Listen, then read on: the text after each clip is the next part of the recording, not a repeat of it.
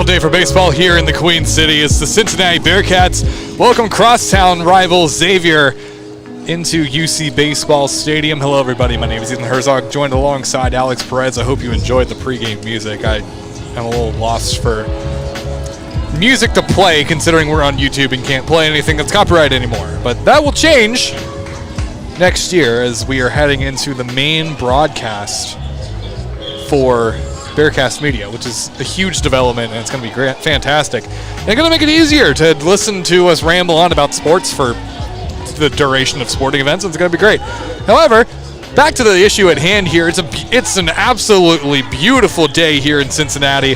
Currently 75 degrees and sunny, 0% chance of rain, winds blowing north-northeast at 11 miles an hour. By the time the game is said and done, probably around 64 degrees. But that's obviously a little bit of ways away here, as we're going to introduce you to the two starting lineups for both teams, starting with the visiting Xavier Musketeers. That shortstop wearing number 38 is Hausinger. Playing catcher behind the plate and wearing number 15 is Dupre. The left fielder, number 22, Walker. Batting fourth, a designated hitter, number 33, DiMartino. Batting fifth, the first baseman, number 36, McCormick. Playing in center field, batting sixth, is number 31, Hendrickson. And batting seventh, the second baseman, number 32, Cushing. Batting eighth, the right fielder, number 11, Hellman. And batting ninth, the third baseman, number 6, Stevenson. There's no first names here listed, so I'll have to go and search for those here in a minute. And on the mound for Xavier is number 25, Luke Bell. And now for the Cincinnati Bearcats, batting first, the center fielder, number 22, Josh Hegeman. Batting second, the third baseman, number 2, Carrington Cross. Batting third, the designated hitter, number 0, Alec Jones. Batting fourth, the left fielder, number 10, Cole Harding. Batting fifth, the shortstop, number 9, Cameron Goodry. Batting sixth, the second baseman, number 6, Max Palmieri. Batting seventh, the right fielder, number 30, C.J. Dean. Batting eighth, the first baseman, number 28, Griffin Hughes. And batting ninth, the catcher, Corey Klingenbeck, who wears number 15. And on the mound for Cincinnati, finishing his warm-up pitches, is number 32, Dylan Broski. Right-handed pitcher with a 6.43 ERA. It's a 2-2 record, 35 innings pitched, and in those innings, he has allowed 38 hits, 31 runs, 25 of them are earned, 18 walks, 24 strikeouts, and 6 home runs on the year. His first pitch is inside for ball 1 to a Jack Hausinger, who last year, in his senior season, was a bit of a menace for Cincinnati. Last season, as that next pitch is also inside, ball 2, make it a 2-0 count. Cincinnati and Xavier, this is the 165th meeting between the two programs. Cincinnati leads the all-time record, 99-65-1, I believe. I go back here. Yes, that is correct. Cincinnati searching for their 100th win against Xavier all-time. Count stands 3-0 for that pitch inside the zone for strike 1 to Hausinger. Hausinger bats a 206 on the year. Pitch coming. Swung on and hit foul. Driven to the first base side into the stands. Runs the count to full.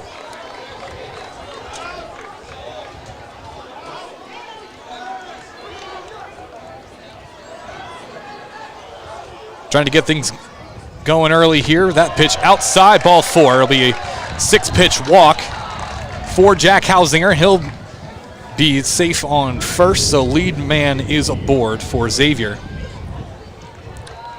As Matthew Dupre comes up to the plate for Xavier out of Sun Prairie, Wisconsin.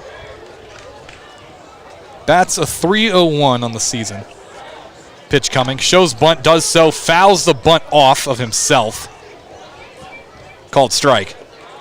0-1 the count. Good recognition there by the umpire, too, to recognize that.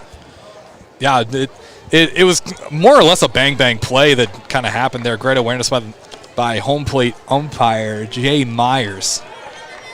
Your umpires for today, behind home plate, Jay Myers, first baseman John Malitsky, and the third base umpire Josh Dreyers. That one is tipped foul to the backstop. 0-2 the count. To Matthew Dupre. 59 for 196 on the season, 38 runs, 31 RBIs. 11 home runs on the season. Broski looking to retire the first batter. His first batter of the day, excuse me. Pitch on the way, swing and the tip foul. Count remains 0-2. Runner on first, it's Hausinger. On the season, Hausinger has 7 stolen bases. 53.8% stolen base percentage. Pitch on the way, high for ball 1. Xavier dugout very chatty here already after 3-0 count to Hausinger, and they've let Broski hear it. And that's typical. That was a lot how it was last year as well. In the 3 games that happened, is next pitch outside for ball 2. Runs count even at 2. They were very chatty. They were very chirpy from the dugout. Excuse me, if I can say my words correctly, that'd be great. Pitch on the way, swing and a miss. Strike 3 called. Broski retires Dupre, sends him back to the dugout. Xavier on the season, 30-17, 11-4 in the Big East. Last series that they had was against Creighton. They swept Creighton in 3 games. Won the first 11-0, the second 4-1, and the third 3-1. Now up to bat for Xavier is an Andrew Walker, who sends this one to Cameron Goodry, who bobbles it. Throw to first is in time. So runners advance, Hausinger to second base. Walker thrown out at first in time. A nice play from Goodry to keep at least one runner off. So you have Hausinger in scoring position for Xavier on second base as a Tyler DiMartino steps up to the plate now. Rarely do you see Goodry kind of bobble that ball too. He had a chance to make a double play, I think. Pitch in the zone for strike 1, sorry. Yeah, you're good. Just got a little too anxious, but luckily he was able to regather himself and throw the ball to first and get the out there. 0-1 the count on DiMartino. Bats a .274 on the season. Pitch on the way. In the zone, strike 2. Last time these two teams met, Cincinnati won in a rather large fashion, 19-6. 2 grand slams were hit in this game in back-to-back innings in the first and second. Pitch on the way, down and away for ball 1. Makes it a 1-2 count. Cincinnati looking to sweep Xavier this season after the rather large statement win against them earlier this season. Pitch on the way, swing and a miss. Strike 3 called, retires the side. Cincinnati shuts out Xavier to end the top of the first inning. Down to the bottom of the first we go. You're listening to Cincinnati Bearcat Baseball here on Bearcat Sports Radio.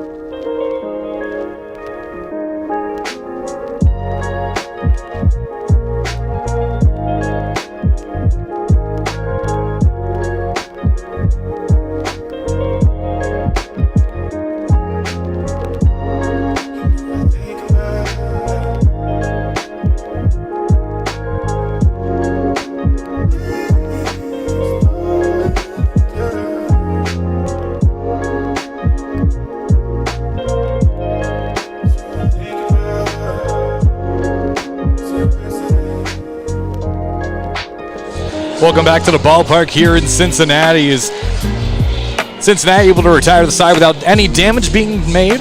So shutout half inning, excuse me. If I can stop fumbling over my words, that would be terrific. For Cincinnati as we head to the home side, the home half of the first inning.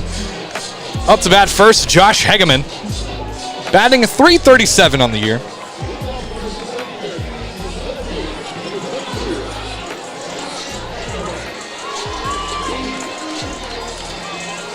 was a pinch runner in the last game between these two teams.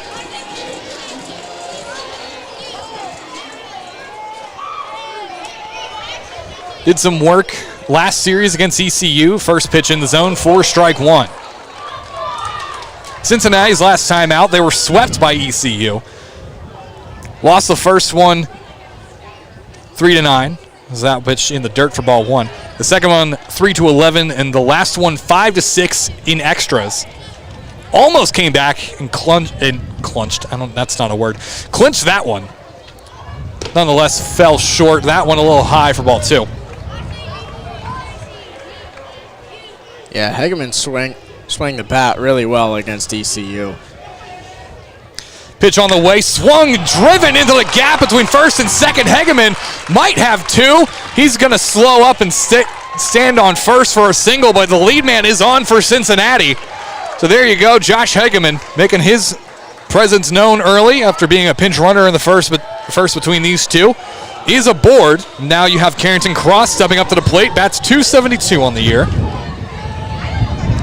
And you have to wonder, granted, this is the rivalry game between these two teams, so it's up in the air. You never know, as a pickoff attempt is not in time to first base.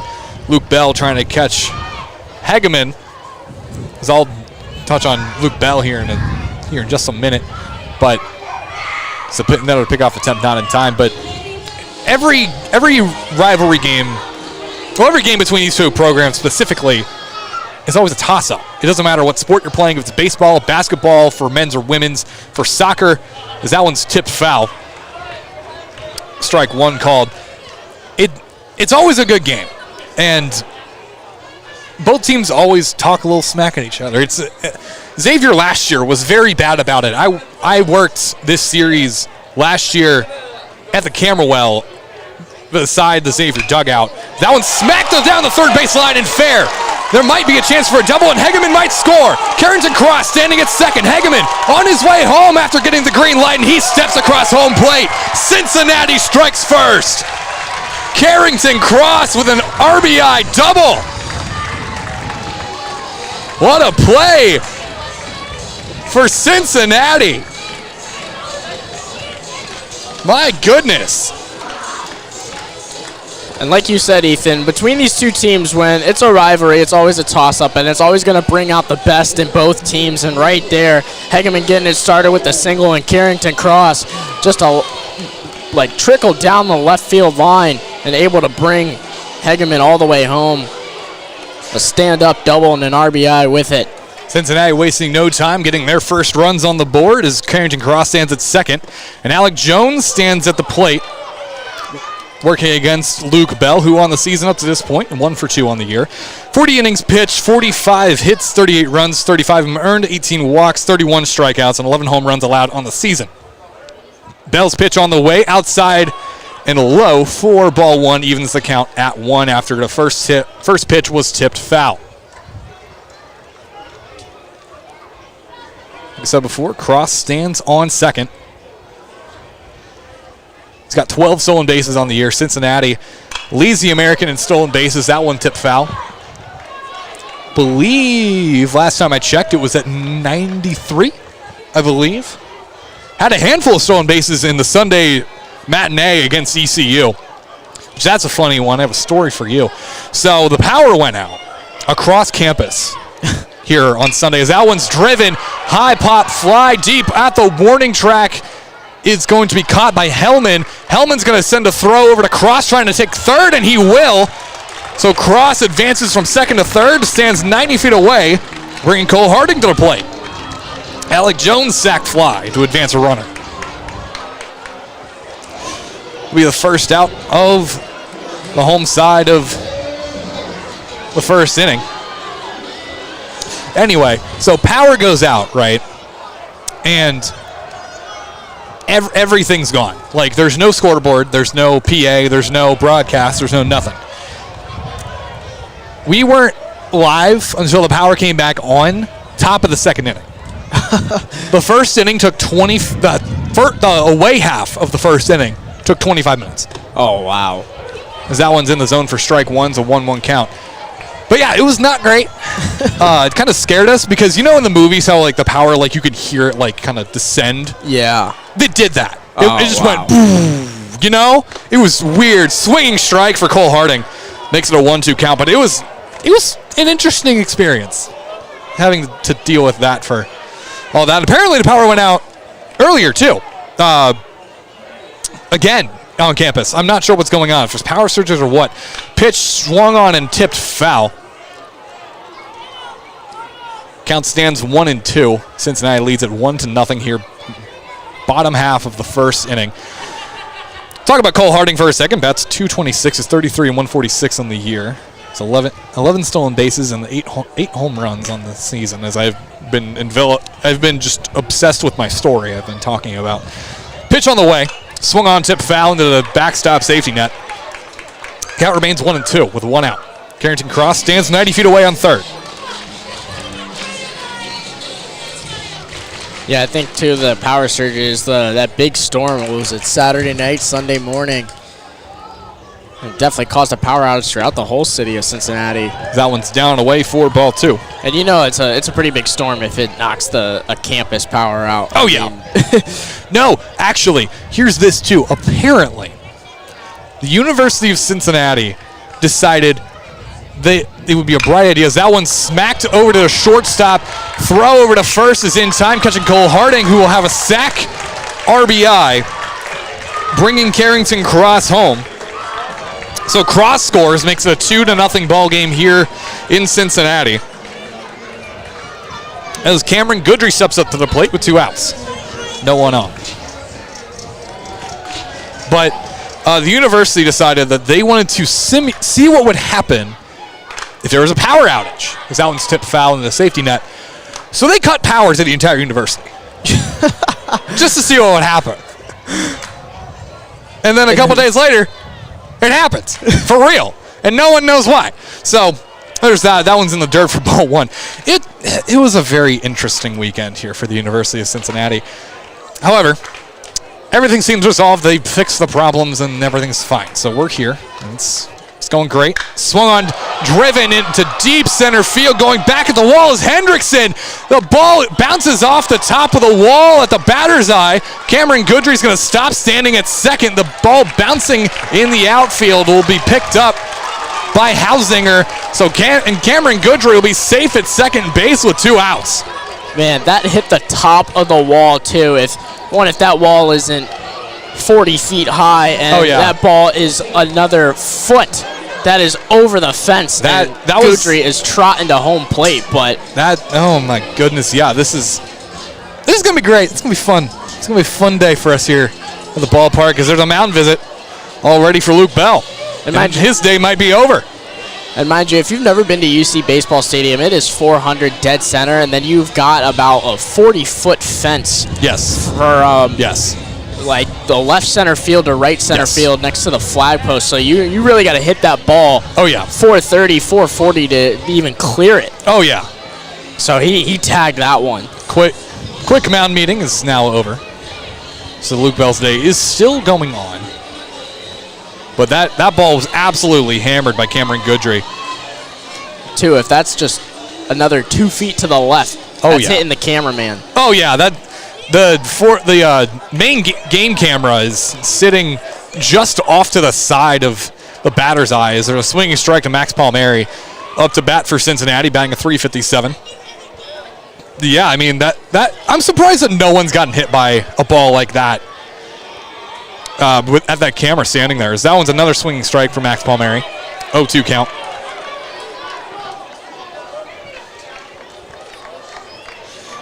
Apologies for the inaccuracy of the scoreboard as I'm trying to operate it as I am calling this game. Pitch from Luke Bell, tipped foul down the third base line into the dugout. Count remains 0-2. Palmieri, 5 for 14 on the year. Has 1 home run. Hasn't seen much as of this year. Has played a little bit last year for the Bearcats. Is Goodry standing over on second, swinging strike, called strike 3. That will retire the side, but not before Cincinnati brings home 2 off of an RBI double in the sack RBI, and we head to the away half of the second inning. You're listening to Bearcat Baseball here on Bearcat Sports Radio.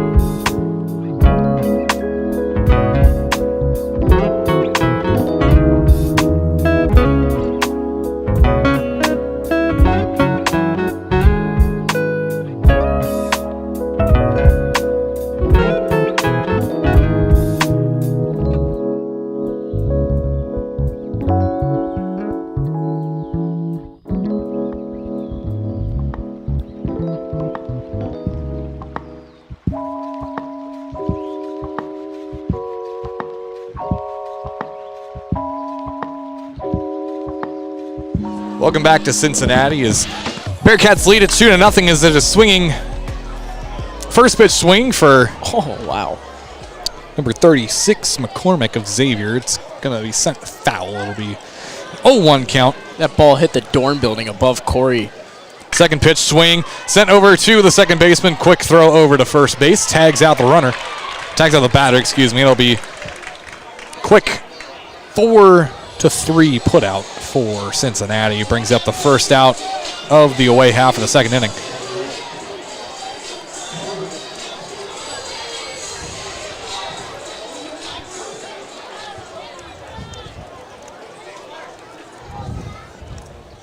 Trying to confirm some facts here as the first pitch is down and away. As during the break, they showed the series history on the video board as that pitch is also up and away for ball 2. And it said Cincinnati already has 100 wins against Xavier, and I'm trying to figure out if they have 99 or 100, and I'm very confused. That's a whole different thing. It'd be 2-0 count. Anticlimactic, too, if they make it 101. I mean, that's still a thing. It's still cool, but 3-0 count now as that last pitch was high for ball 3. Pitch on the way from Broski. Outside of the zone, 4-pitch walk for Carter Hendrickson, and he will now be standing on first base with 1 out. Bearcats lead it 2-0 after Carrington Cross hits an RBI double and Cole Harding hits a sack RBI. Made it all the way down to the 6th spot in the batting order last inning for Cincinnati. That pitch in the zone for strike 1. Just confirmed from Matt Noonan over in the control room that Cincinnati does have 100 wins against Xavier already. So looking for their 101st win between these two programs. It's 101, 65, and 1 tie. That dates all the way back to 1970. That pitch inside for ball 2. Both teams tied at 8 after 12 innings. That was the final score back in 1970. The only tie in the series. The all-time series. That one's swing and a miss, strike 2. Count even 2-2 with 1 out. 1 runner is on. It's Hendrickson at first after a 4-pitch walk. Broski currently 2 walks, 2 strikeouts on the day. Here, top half of the second. Swing, tip foul. Tipped foul off his back foot. Is Cushing. Bats .294, 53 and 180 on the year. Do they even have ties anymore in college baseball? I don't believe so. They just play it out until... I think so. That pitch away for ball 3. I haven't seen a tie, but what do I know? I'm sure there might be. There was, actually no, I take that back. There was a game that lasted over 24 hours. recently. I'll look it up and I'll talk about it. As that one's in the zone for strike 3. Cushing thought it was a 6-pitch walk, and he was mistaken as he heads back to the dugout a little frustrated. My goodness, second out of the inning. Cushing did not like that call. Looked back to home plate umpire Jay Myers in disbelief.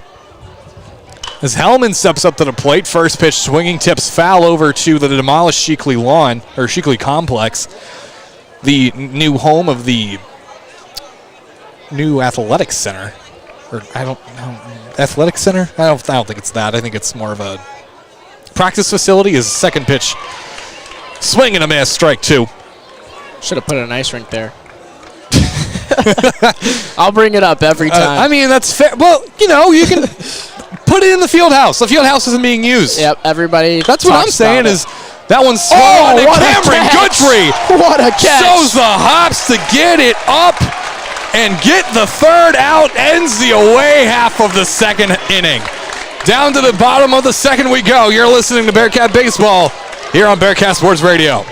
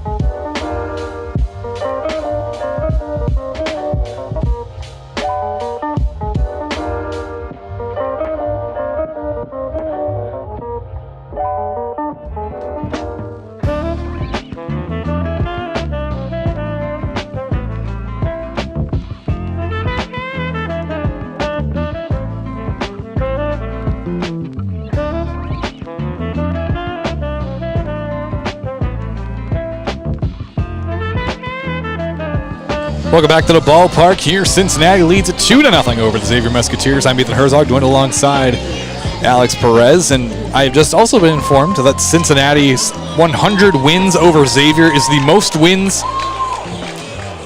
over any team Cincinnati has ever played. His first pitch in the dirt for ball 1. So there's that. There's a little bit of history for you. So we sit here, bottom of the second inning.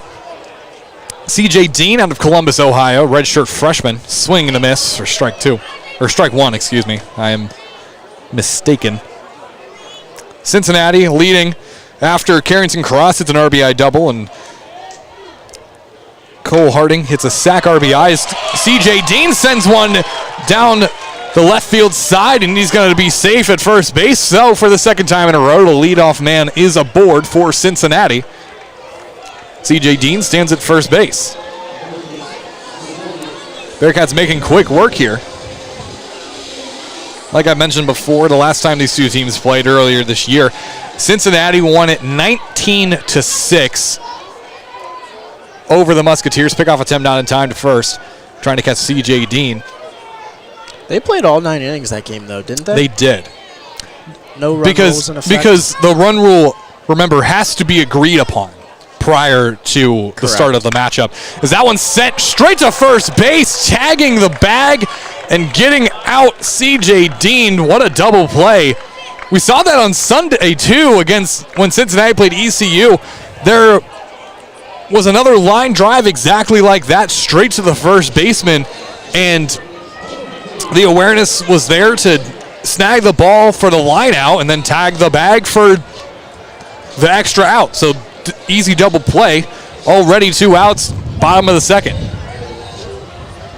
So now you got Corey Klingenbeck, redshirt sophomore out of Cincinnati. up to bat for the Bearcats. First pitch in the zone, strike one.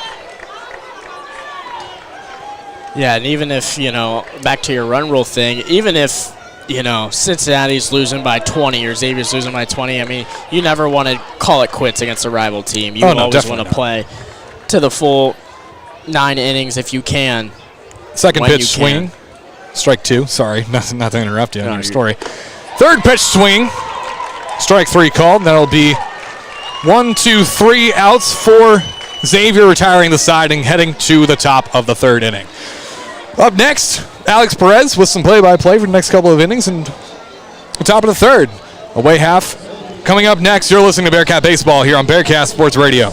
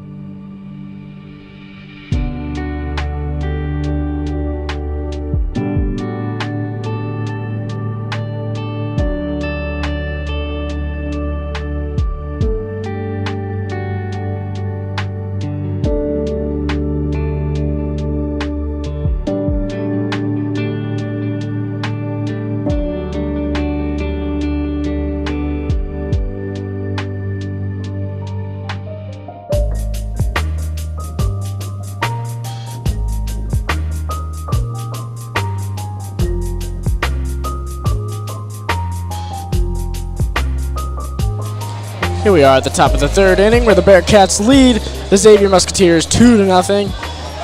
I'm Alex Perez alongside Ethan Herzog. Up to bat for Xavier, it's going to be number 6, Grant Stevenson. It'll be his first at-bat of the day, and then we'll be at the top of the order with Hausinger and Dupre due up.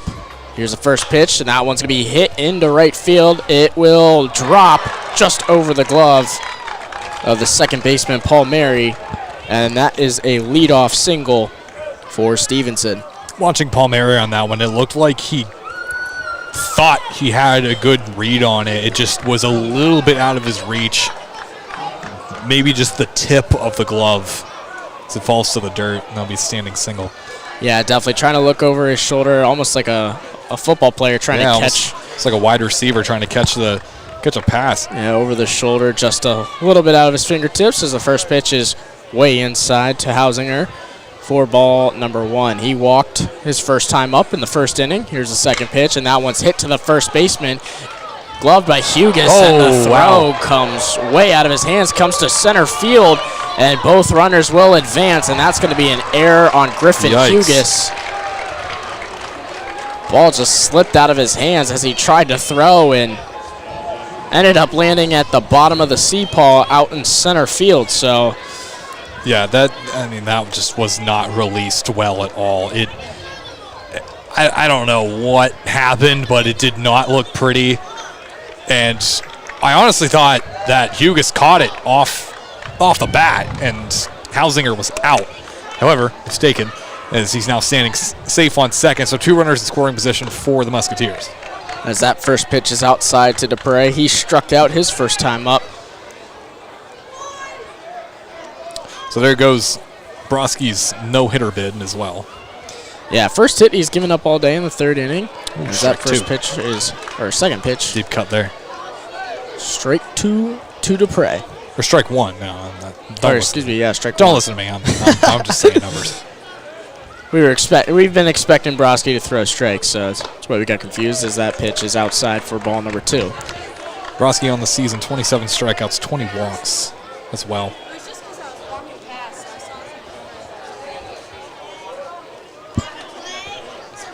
Broski gets the look, delivers, and that one's going to be a single into center field. It's going to bring home one. Will it bring home another? No, a good throw there by Hegeman to make sure Hausinger wasn't getting to home plate, but the Musketeers will score off a single from Matthew Dupre. Dupre on that throw home to make sure that Stevenson wouldn't advance, or Hausinger wouldn't advance to home.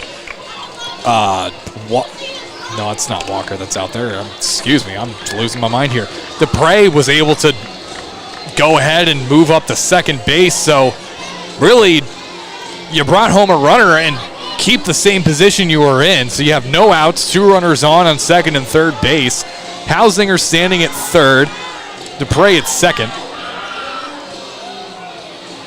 So just like that, Xavier's right back in this one. Here, top of the third inning.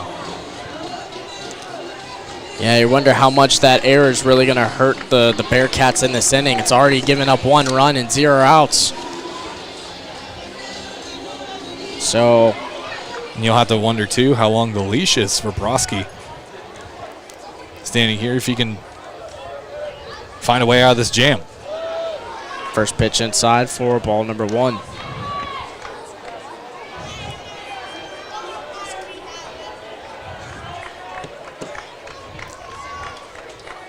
Here's the pitch. That one swung foul back to the backstop.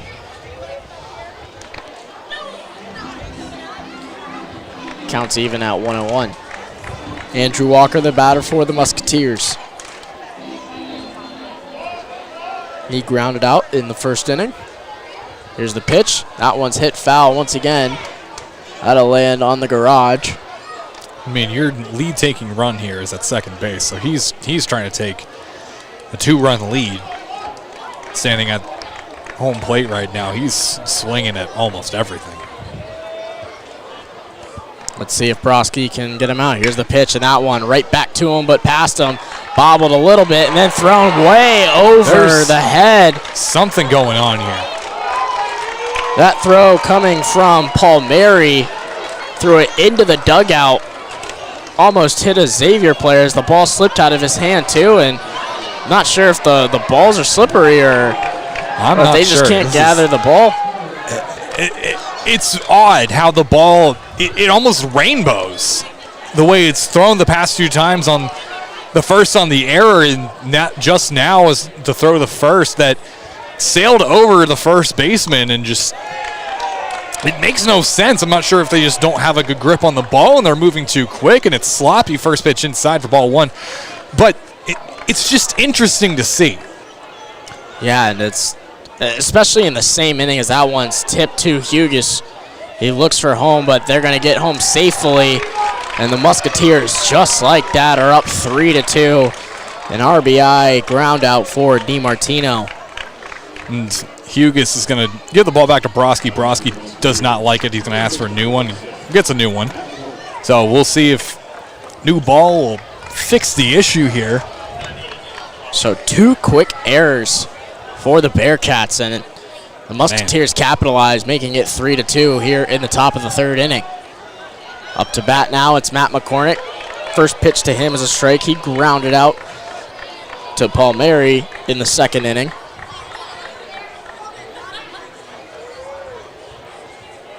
Standing at second right now is Walker. Here's the pitch, and that one swung 2 hops in between the gap in right field. Throwing home. Is it going to be in time? No. And the Musketeers oh my goodness, will make it 4-2, and that gets by the catcher. Oh my goodness. Klingenbeck, and the Musketeers have another running and scoring position and lead 4-2. This is not pretty. And on that missed throw as well, you got McCormick advancing to second base after that, and Hughes thought it was another one of those situations where he thought he had a good read and just did not have the reach for it. Showing bunt on the first pitch was Hendrickson. Able to pull back in time, though. Yeah, ball inside there for Hendrickson. Walked in his first appearance in second inning. Swinging, driven, be foul. Way foul. Way outside. No shot. Counts even at 1. If that was fair, though, that would have Oh, yeah, if that was fair, it was gone. It was not fair, and it's not gone, so oh well. Swung a little too early. Little Hendrickson, he walked his first time up, and that one he swings. Oh, there That's you a go. line drive into left field, but caught, tagging up. The throw cut off by Goudry. So now you got 2 outs, runner on and 90 feet away. So standing at third base is McCormick after Hendrickson flew out to left field. So finally 2 outs, but Jared Cushing is up. He's 0 for 1 today. Struck out looking his first time up. His first pitch is swinging foul down the third baseline.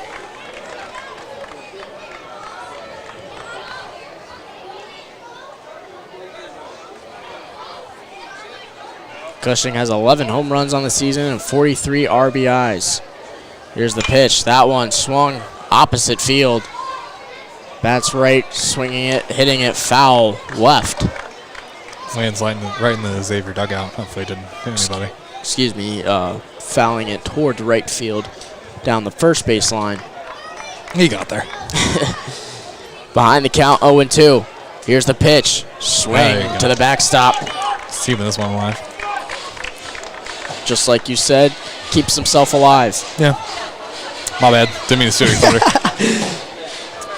I'll do that sometimes. Great minds think alike. Take no offense to it. Here's the pitch. And that one, Whoa, strike there 3. you Caught go. looking again is Cushing. And the Bearcats get out of the inning, but not before the damage is done. Musketeers score 4. We will go to the bottom of the third. You're listening to UC Baseball on Bearcat Sports Radio.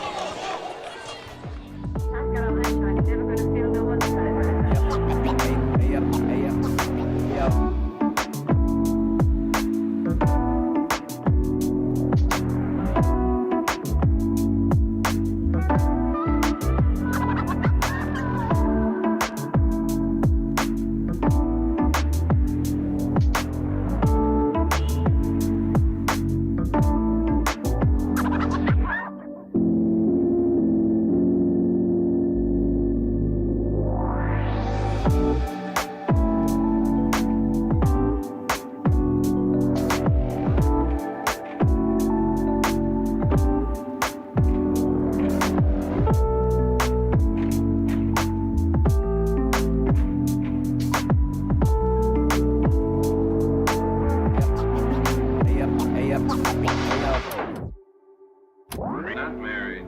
Maybe it's love. Well, whatever it is, pray that it never hits you. I've got a feeling love don't have to be the way you say it is. Well, it's gotta be that way with me. And I hope you don't want to. Back at the bottom of the third at UC Baseball Stadium, where Bell will still be on the mound. Bearcats will be at the top of the order with Hegeman, Cross, and Jones due up. And at the break, Ethan, they were showing the grand slams against Xavier last time with Goudry and Klingenbeck. Trying to get some life manifested, if you will. Definitely after that 4-run inning. I don't think a single run was earned after 3 errors in the inning. We'll see. So Let's here's see about that one. the first pitch to Hegeman. That's going to be a strike on the outside part of the plate. It's like Luke Bell's warmed up a little bit here. Finding his rhythm. Here's the pitch. That one is just outside for ball 1. Hegeman in the first inning had a leadoff single and came all the way home on the Carrington Cross double. Let's see if him and Cross can work their magic. Here's the pitch. And that one's fouled to the backstop just over the dugout of the Bearcats. 1-2 the count.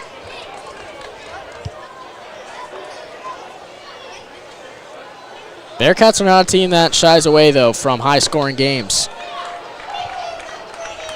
Count runs even at 2 there.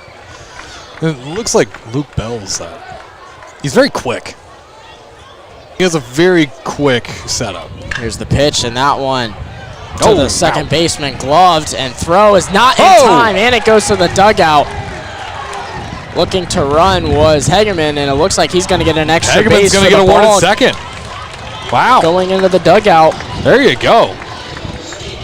McCormick seemed a little slow to get up. He dove for the ball at first base, and Hegeman had to jump over him to make sure he didn't step on him. So Hegeman aboard. Leadoff man once again on for the third time in a row. They'll be awarded, and he'll reach second on an error. Initially had a single. Yeah, it was interesting to see what they would call that as that first pitch is a ball to Carrington Cross. Because I'm not sure if the throw would have been in time regardless. And then the throwing area, obviously. I would love to pretend like I would know. But I'm going to just go with what the umpire called. So. I won't argue. I won't speculate. Second pitch is a ball. There's a reason why I talk about sports in the way that I do. And it's because I don't know. I wish I did. I really should. I'm going to learn. I'm going to teach myself baseball. Here's the pitch to Cross, and that one's going to be a strike at the knees. Interesting. 2-1 the count. Yeah, there's been a lot of that for both sides. Umpires calling strikes really low in the strike zone, so batters have to be aware of that. What are you going to do? Standing at second is Hegeman. Here's the pitch. Fake's going. The ball's in the dirt, and the catcher for the Musketeers, Dupre. Hegeman got him. He made a little like juke move to alluding he was going to run to third and completely caught Dupre. He honestly got really me funny. too. I really thought he was going too. No, so. he was not. He had no interest in going. Here's the pitch, and that one is strike two, and the count runs full. Yeah.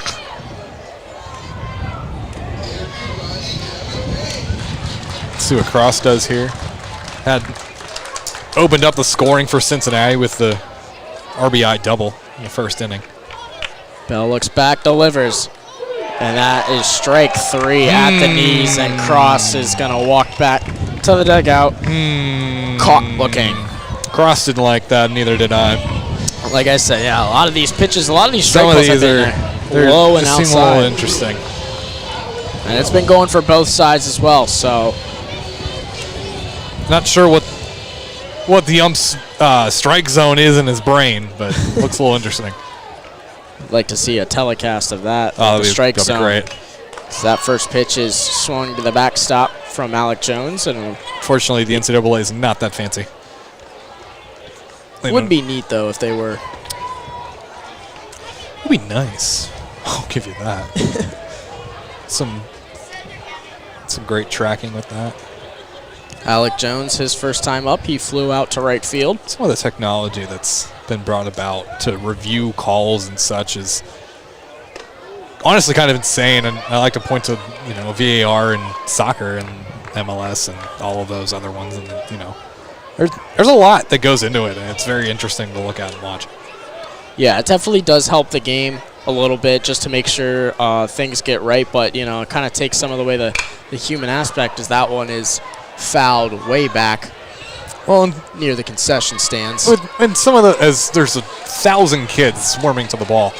But I mean, in some cases you need that perfection to, like in cases such as football, like if they end up adding that kind of element to it to tell first downs and stuff like that, then you're not going to have missed first downs and you're not going to miss touchdowns because they can accurately depict.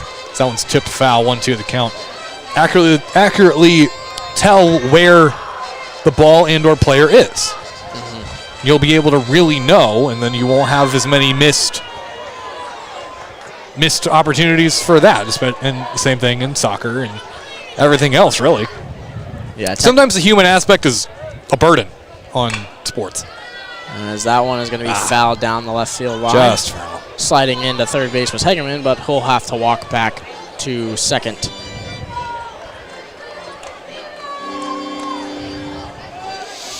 Count still 1-2. Hegeman reached on a single, and then a throwing error got him to second base. Here's the pitch. Jones way inside, high too. Had to lean back from that one. Looks like he was doing a limbo. I haven't tried in a while. Don't. I feel like it might hurt. Not saying that for any other reason than I know it would hurt me. Not saying that we have anything similar when it comes to my back pain, but popped high will be in play, and it will be caught for out number 2 by number 6 for Xavier, Stevenson, the third baseman.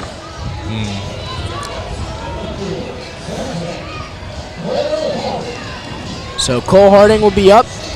He had an RBI in the first inning to bring home Cross.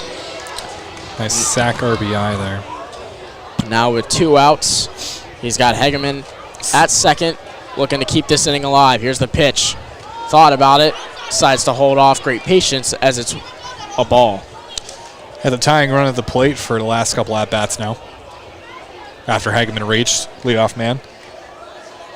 See if the Bearcats can bring in 1, maybe even 2. Swing and a miss. Swinging hard there was Harding. Got a huge one there.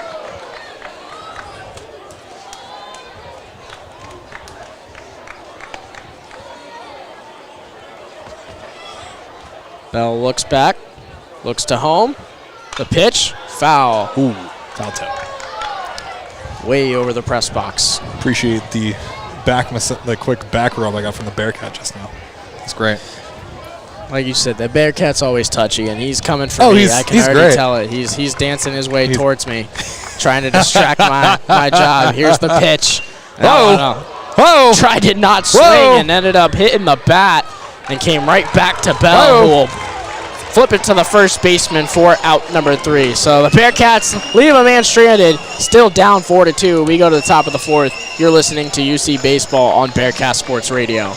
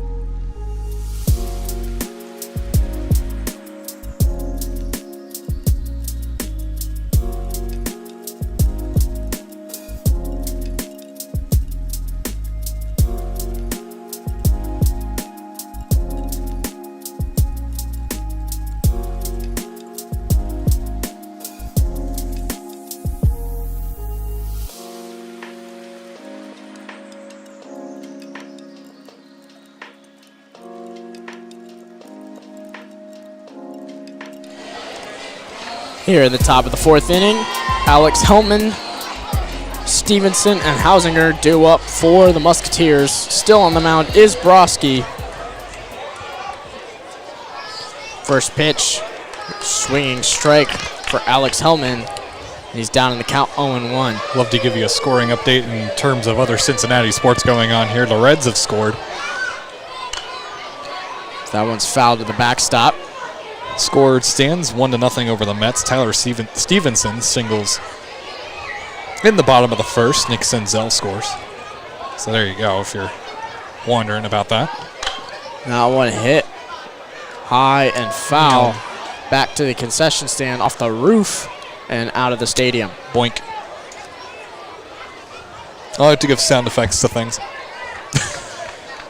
I am very tired, just to preface. I am exhausted. I've been out in the sun all day. I'm tired. Because that pitch is inside 1-2. So I think apologize sound effects make it better, though. I apologize for anything I might say. No, keep doing the sound effects. Okay. I like a little. As that one's 79 miles per hour. Ball number 2. Not very nyom, but it's all right. It's a thought that counts. Oh, man. I can't wait to go home and go to bed. Here's the pitch. As that one is hit. Oh, what a catch. And a good play there from Griffin Hughes to get out number 1. Kind of redeem himself from the last inning in the throwing error that caused that 4-run inning. It's a nice leaning catch there, too. Kind of over-pursued the ball, but made the adjustment, made the catch. First out. So a line drive to Griffin Hughes from Alex Hellman, and the first pitch to Stevenson is a ball. Grant Stevenson reached last inning off a single, came all the way home, and started the 4-run inning for the Musketeers in the top of the third. That second pitch was a ball outside. Wind picking up here, as usual. I don't know if you can hear it. As that one is hit down the left field line, that's going to be at least 2 in the corner fielding that. It is going to be Harding. And a slide-in double for Stevenson. He is 2 for 2 today, and the Musketeers have another runner in scoring position.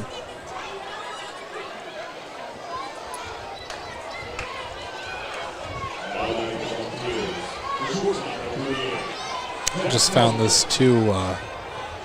Grant Stevenson has a brother. It's also in the organization, Luke Stevenson. If I can find it where he is, but I just can't seem to find it. That first pitch is outside for a ball to Jack Hausinger.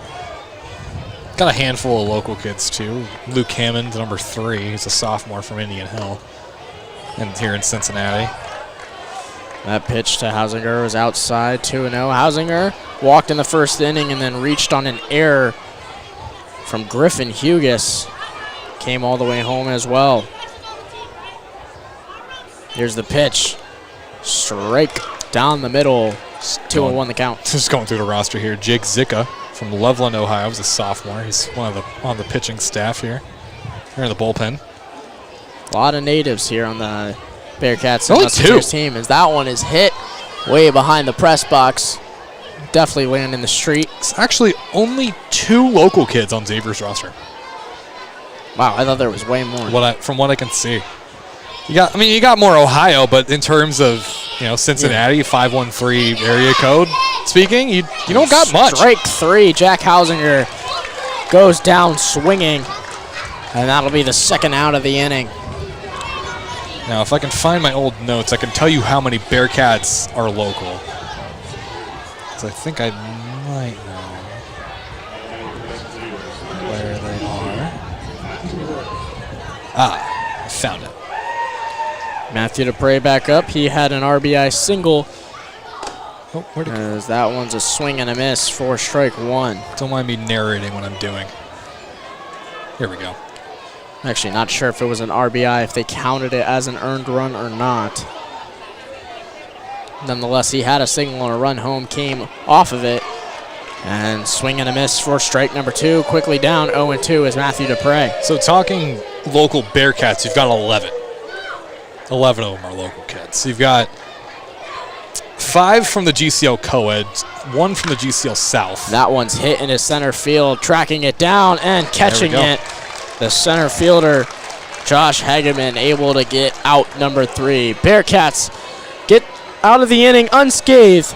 Score still 4-2. We go to the bottom of the 4th. You're listening to UC Baseball on Bearcat Sports Radio.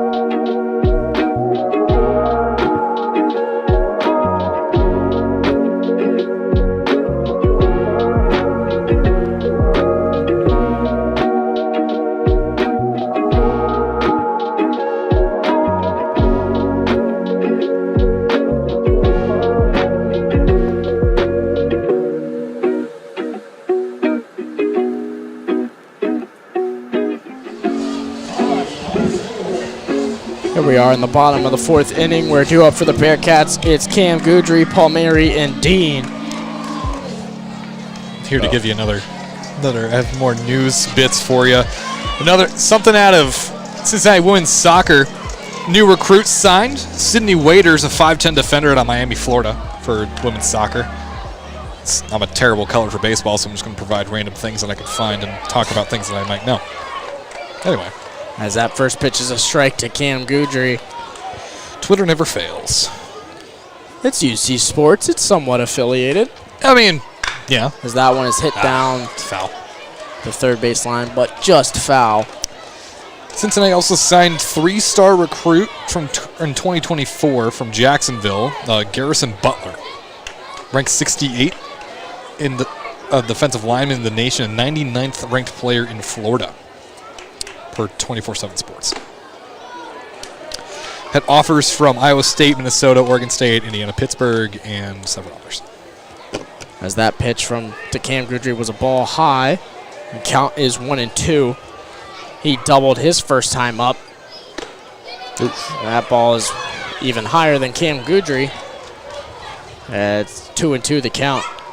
Goudry, last time he played Xavier, had a grand slam in the first inning.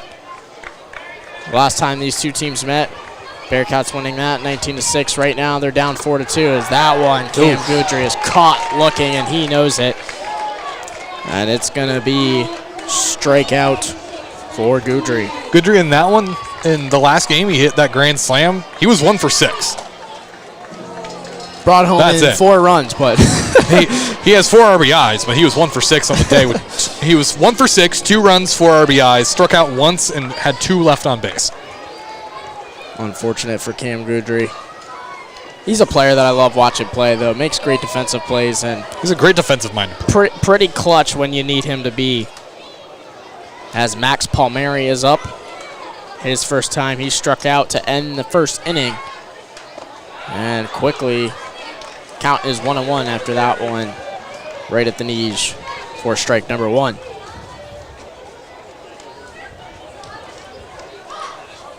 Here's the pitch from Bell. Hit high. Not sure if it's going to go all the way. Back at the warning track. It is gone! That was the most nonchalant home run call I ever heard. Max Palmieri able to knock it out. Well, by the look of it, it just kind of... It's hard to see. It's the direction of the sun. It was hit super high. I wasn't sure if it was going to travel all the way, but it did. Got me looking a little stupid, but that's all right. Max Palmieri. That might be my favorite home run call I have ever heard. It was so just like, oh, it's going. It's gone! That was incredible. I love it. I love it. Ooh, swing and a miss. God. What a day. What a day here in Cincinnati. First pitch swing for C.J. Dean makes it an 0-1 count. As that one's fouled to the first base side.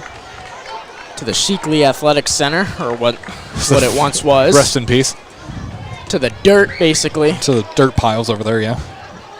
And the John Deeres. And he's quickly... Is it John Deere or is it Cat? It might be Cat. I don't think John Deere has construction. Oh, yeah, you're right. It might be Cat. As C.J. Dean strikes out on 3 pitches. Oh, my gosh. Yeah, quick work for Luke Bell on C.J. Dean. So Griffin Hughes is up. Unfortunately, in the second inning, as that pitch, he check swing. They appeal to third base. He says no. Griffin Hughes lined out into a double play right to the first baseman. Yeah, it was an impressive play. And as that one's in the dirt for ball number 2. I do want to mention this, too. History was made on Friday. Tommy O'Connor, excuse me, hit a 400, as that pitch is hit, foul line drive down the third base line out of the ballpark. Tommy O'Connor hit a 468-foot home run, which is the longest home run hit in the UC StatCast era. And that ball was hammered. Yes, it was, and we had the honor of calling that. Griffin Hugas grounds it to the second baseman and will be put out for out number 3. Well, the Bearcats get one after a Paul Mary home run to left field. We go to the top of the 5th inning where Ethan Herzog will have the play-by-play. You're listening to UC Baseball on Bearcat Sports Radio.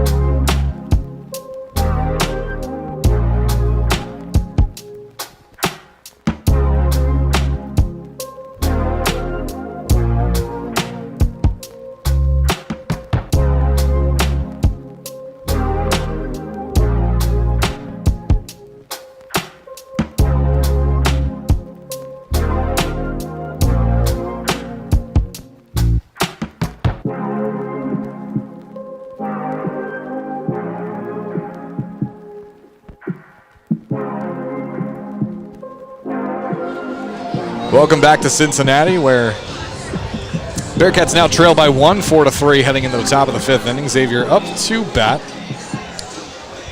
New pitcher on the mound for Cincinnati. Jackson Murphy steps up.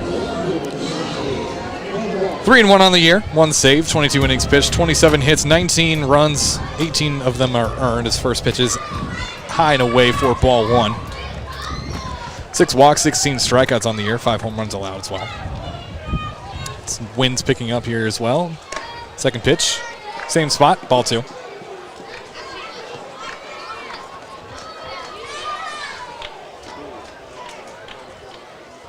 Cincinnati chips away 1 last inning. Solo shot home run was a very high one as that one's hit into center field.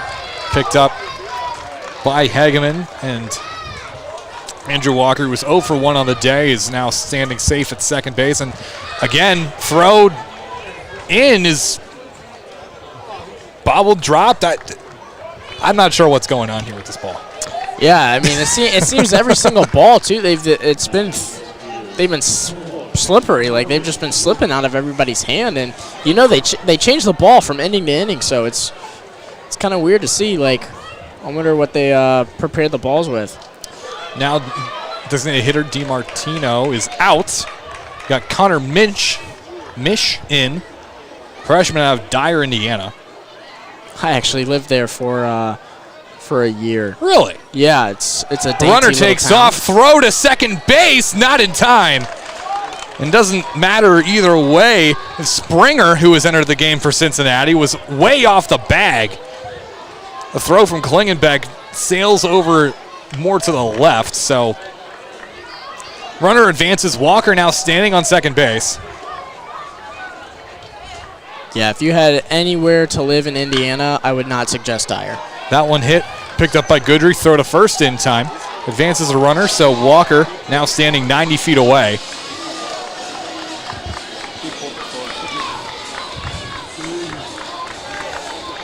It's now 1 out here.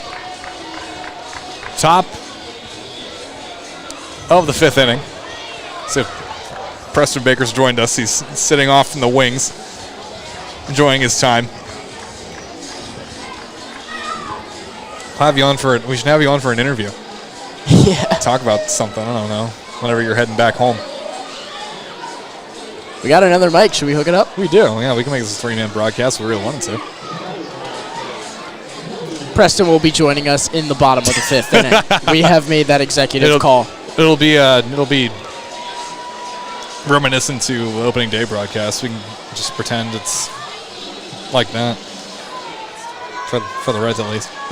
So it looks like we've actually got sent to review here. Believe trying to determine if he's safe at first or not. According to Preston, he's out. Our own review official here. It's tight, he says, but it's out. Yeah. So we await the official verdict from the umpire, who has disappeared into the umpire room below us. I think, too, that the thing that they might be reviewing is if Griffin Hughes pulled his foot off the bag. That's exactly what they're doing. And he is out. Call stands. So that leaves one out with runner on third base, Walker, who advances off of the would-be single. That one swinging and tipped foul into the safety net. 0-1 count. I want a baseball so bad. Then go get one. I would have to get off the one. broadcast for this one. Go buy one. I want a foul ball. You want a foul ball? I want a foul ball. Come to one of the games this weekend. It's a 3-game series against Central Florida, UCF, whatever you want to call them. Directional Florida. Pitch coming. Bounces off of Klingenbeck. Oh, no, I think that actually went off of McCormick. I don't know. It bounced off of somebody. Well, McCormick walks to first, so we'll call hit by pitch. So now you got runners on the corners. Brings Carter Hendrickson up to the plate. He's walked in the second and flew out in the third, excuse me. We're not even close to the 7th inning at the moment. Pitch coming, shows bunt foul. 0-1 the count.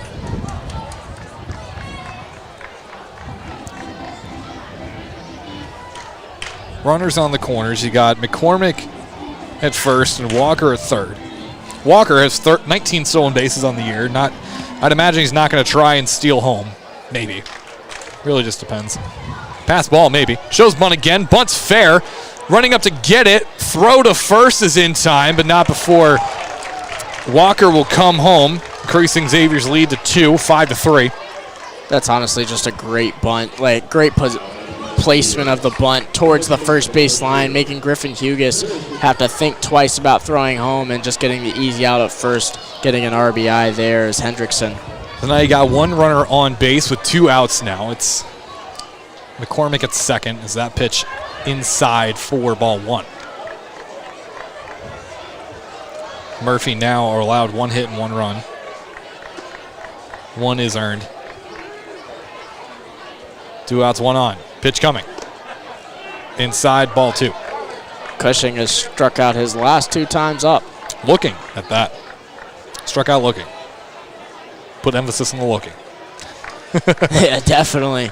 See if they can get him a 3rd time. Pitch coming, swing and a miss. Well, swing and a tip foul.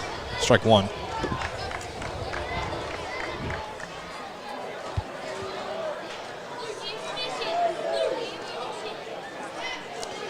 Murphy looks back to second, now back home. Winds up, pitch coming, swing and a miss. Strike 2.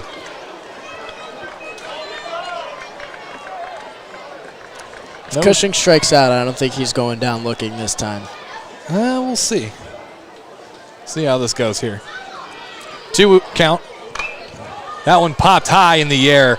Going back to get it, having a beat is Cross, and he tracks it down, makes the catch for the 3rd and final out of the away side of the top of the 5th inning.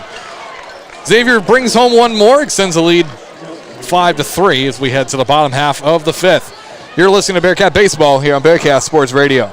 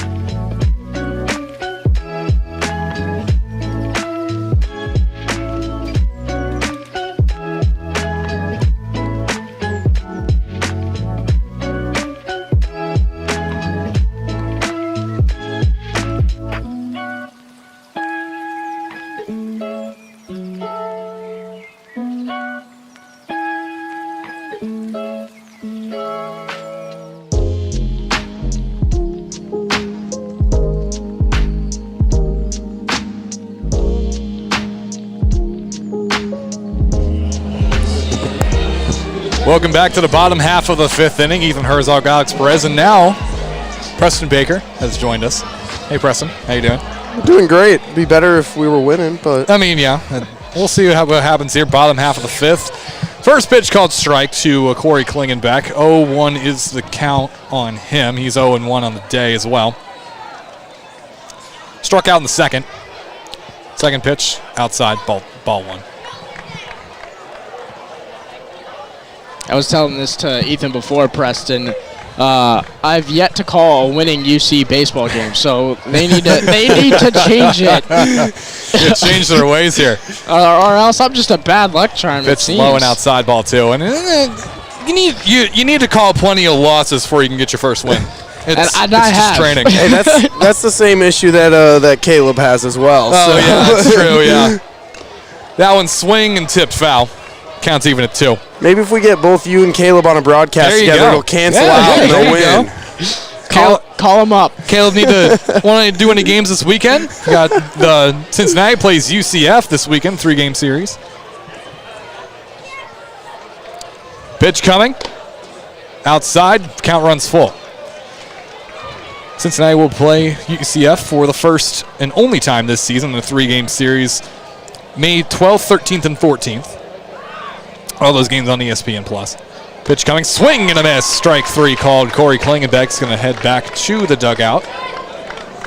Working high with that fastball there, 3-2, exactly where you need to go with it. That was the first time Klingenbeck took the bat off his shoulder as well. And it was on a pitch that wasn't in the strike zone, but Klingenbeck struggled at the plate this season, but he's been a fine defensive catcher, so he can get over it.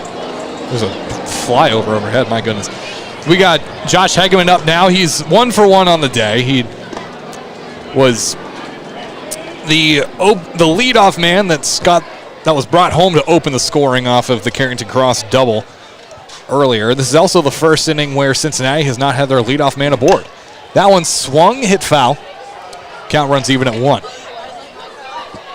Hegeman also singled in the third, but was left out to dry after also advancing on an error to second.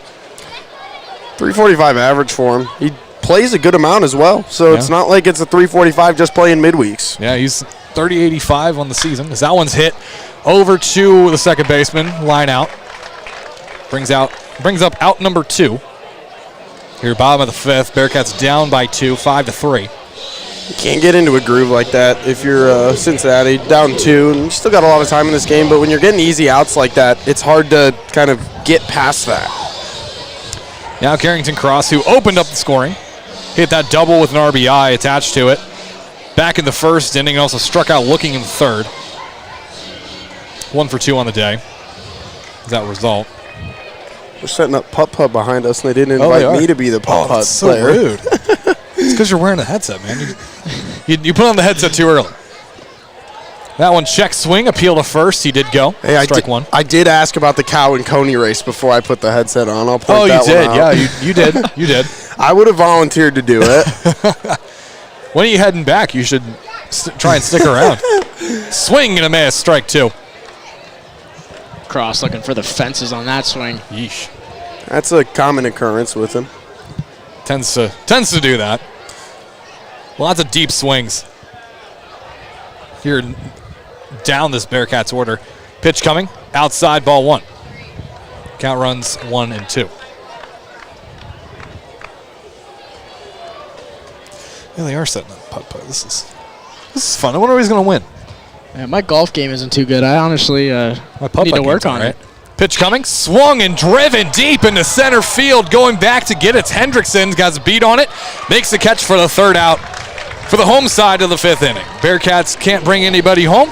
Score stands Xavier 5, Cincinnati 3. You're listening to Bearcat Baseball here on Bearcat Sports Radio.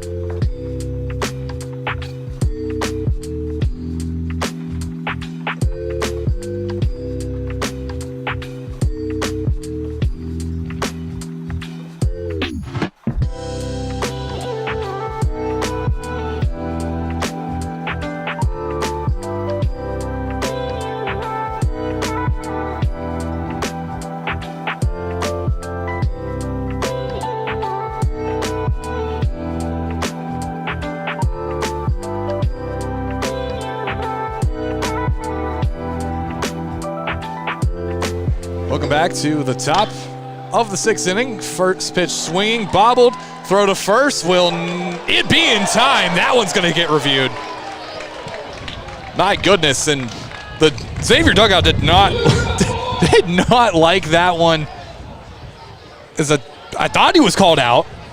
And okay, yeah, the umpires are heading back down under to send this one to review. It was Hellman at bat. Had a nice hit over to Springer, who bobbled the catch initially, but was able to snag it, send it over to Hugas, and I think it's going to be very close, if I'm going to be honest. Yeah, probably. No hesitation, too, from the Xavier coaching staff as they wanted to review immediately. There was no hesitation whatsoever, but there also was no hesitation on the out call from first base umpire John Milesky. I believe that's how you say his name. Act confident even if you have no clue if you're the umpire. That's exactly. Yeah, he's safe. He was safe. Safe? Got it. All right, we got a review here watching the ESPN Plus production. Yeah, it's full. He's safe. He's safe. What a blessing instant replay is. Shout out to the production crew, mainly students over in Nippert. They do the video reviews here for plays at the college level. AAA level now, they're doing reviews for balls and strikes, which is kind of interesting. You get 3 a game, but then if you win them, you keep going. So, I mean, working for the Mud Hens up in Toledo this past week, I saw a bunch of times guys tapping their heads after a pitch, and they'll go to almost like a cartoon thing where it shows the ball's path and everything, and then it'll show you if it's a ball or a strike on the video board. How about that? And I mean, it doesn't take any more than about 25-30 seconds for them to do it, so the flow keeps going with the game. Makes it to where, some of these umpires do call some stuff off the plate, and you're able to make sure it's as correct as it can be with those. It's kind of nice. You think you'll see that in the major leagues here soon? I think the challenge is possibly. I think they should. I think they can. But in AAA also, three out of the 6 games in a series, they do fully automated balls and strikes, which that'll never go to the major leagues. No, definitely. But I think the challenges definitely could. Challenges could, definitely. Hellman is called safe at first base, so that brings up Grant Stevenson to the plate. They're actually going to roll that in error, too, on, I believe that was Palmieri. Sean Springer out there. Yeah, Sean Springer's out now. He's playing second in place of Palmieri. Which it was an error. I'll give him that. It was, I would agree. Pitch coming, swing and a miss, strike 1. Yeah, it was a bit of an odd hop, too, off the turf. He didn't read it as much as he wanted to. 4 errors now, too, in this ball game. And, I mean, you look at a 2-run deficit, that's the difference in the game, are those errors. It really is, and it's been a lot of – they haven't had good throws to catch runners, and that one's swing and tipped foul down the third base line. It's almost like the ball's slippery, and they can't get a good grip on it. We don't know. I mean, it's just speculation up here. But rosin and sweat. Just get it moving. I mean, yeah. Get your hand a little stickier or something. Yeah. Find something there. 1-2 is the count here on Grant Stevenson. Pitch coming. Swung on, hit high up in the air. Back to get it is C.J. Dean. Tracks it down, makes the catch. Tagging up is Hellman, standing at first base, and that's first out for the top of the 6th inning. Those are the outs you need if you're Jackson Murphy. Easy, quick, not many pitches. You get the out, you can move on. I do want to give a shout out to Mitch White. Sunday rubber match between Cincinnati and East Carolina. He retired all 13 batters that he faced. Allowed no hits, no runs. 3 strikeouts on those. It's incredible as that one's tipped over to the backstop. Jack Hausinger up. Walked in the first. Struck out in the fourth. Reached on an error in the third. Was brought back on. 0-1 the count to Hausinger. Pitch coming. Swinging, tipped foul. Quickly 0-2. Hausinger is a guy that can change a game if you give him the opportunity to. And 11 home runs, 30 runs batted in on the season. You got to make sure you keep it a little bit away from him. I think they've been working low this whole time. Pitch coming out low and outside for ball 1. Just like that. Just can't give him anything he can lift. seen this guy hit home runs that have been moonshots. Yeah, and then as mentioned before, Hausinger was one of those players last year that gave Cincinnati a little bit of a problem. That 4-game sweep last yeah. year. Oh, my gosh. Swinging hit right back to Jackson Murphy. Double play opportunity, miss. The throw to Hughes is not in time. The throw to second base also not in time. Jackson Murphy went too quick with it. He made a good play with the glove. He had a second, but he went too fast, threw it high. Cam Goodry had to jump off the bag, so no out at second. And then Goodry rushed his throw to first. The throw skipped past Hughes at first, and now your 5th error of the game, what looked like an inning-ending double play, is 1 out with runners on the corners. Yeah, it's crazy how huge the errors have been in this game for the Bearcats. Like you said, 5 errors through 6 innings. Shows bunt, high bunt, goes over to the dugout. Klingenbeck almost falls face first into the Xavier dugout. That was an interesting bunt. Klingenbeck knew how badly they needed some little stupid out like that, really, with a pop-out bunt to try to get themselves to stay in this. Bolted for that bunt. And almost fell in the Musketeers dugout while doing it, too. Count runs 0-1. 1 out, runners on the corners. You got Hellman on first, or Hellman on third, and Hausinger on first. Runner went on the pitch. Foul ball. Yeah, ball gets tipped foul. He'll have to trot his way back to first base. Strikeout here would be huge. You can still, a ground ball can end the inning, but if you can get a strikeout here, you're at least going to kill the opportunity for a sacrifice fly. Matthew Dupre, 0-1 on the day. Currently count 0-2. Swinging hit over to Goodry. Goodry over to second. That one's in time. Over to Hughes, punches him out. Double play for Cincinnati, ends the inning. Cincinnati able to get out of it unscathed, heads to the bottom of the 6th. You're listening to Bearcat Baseball here on Bearcat Sports Radio.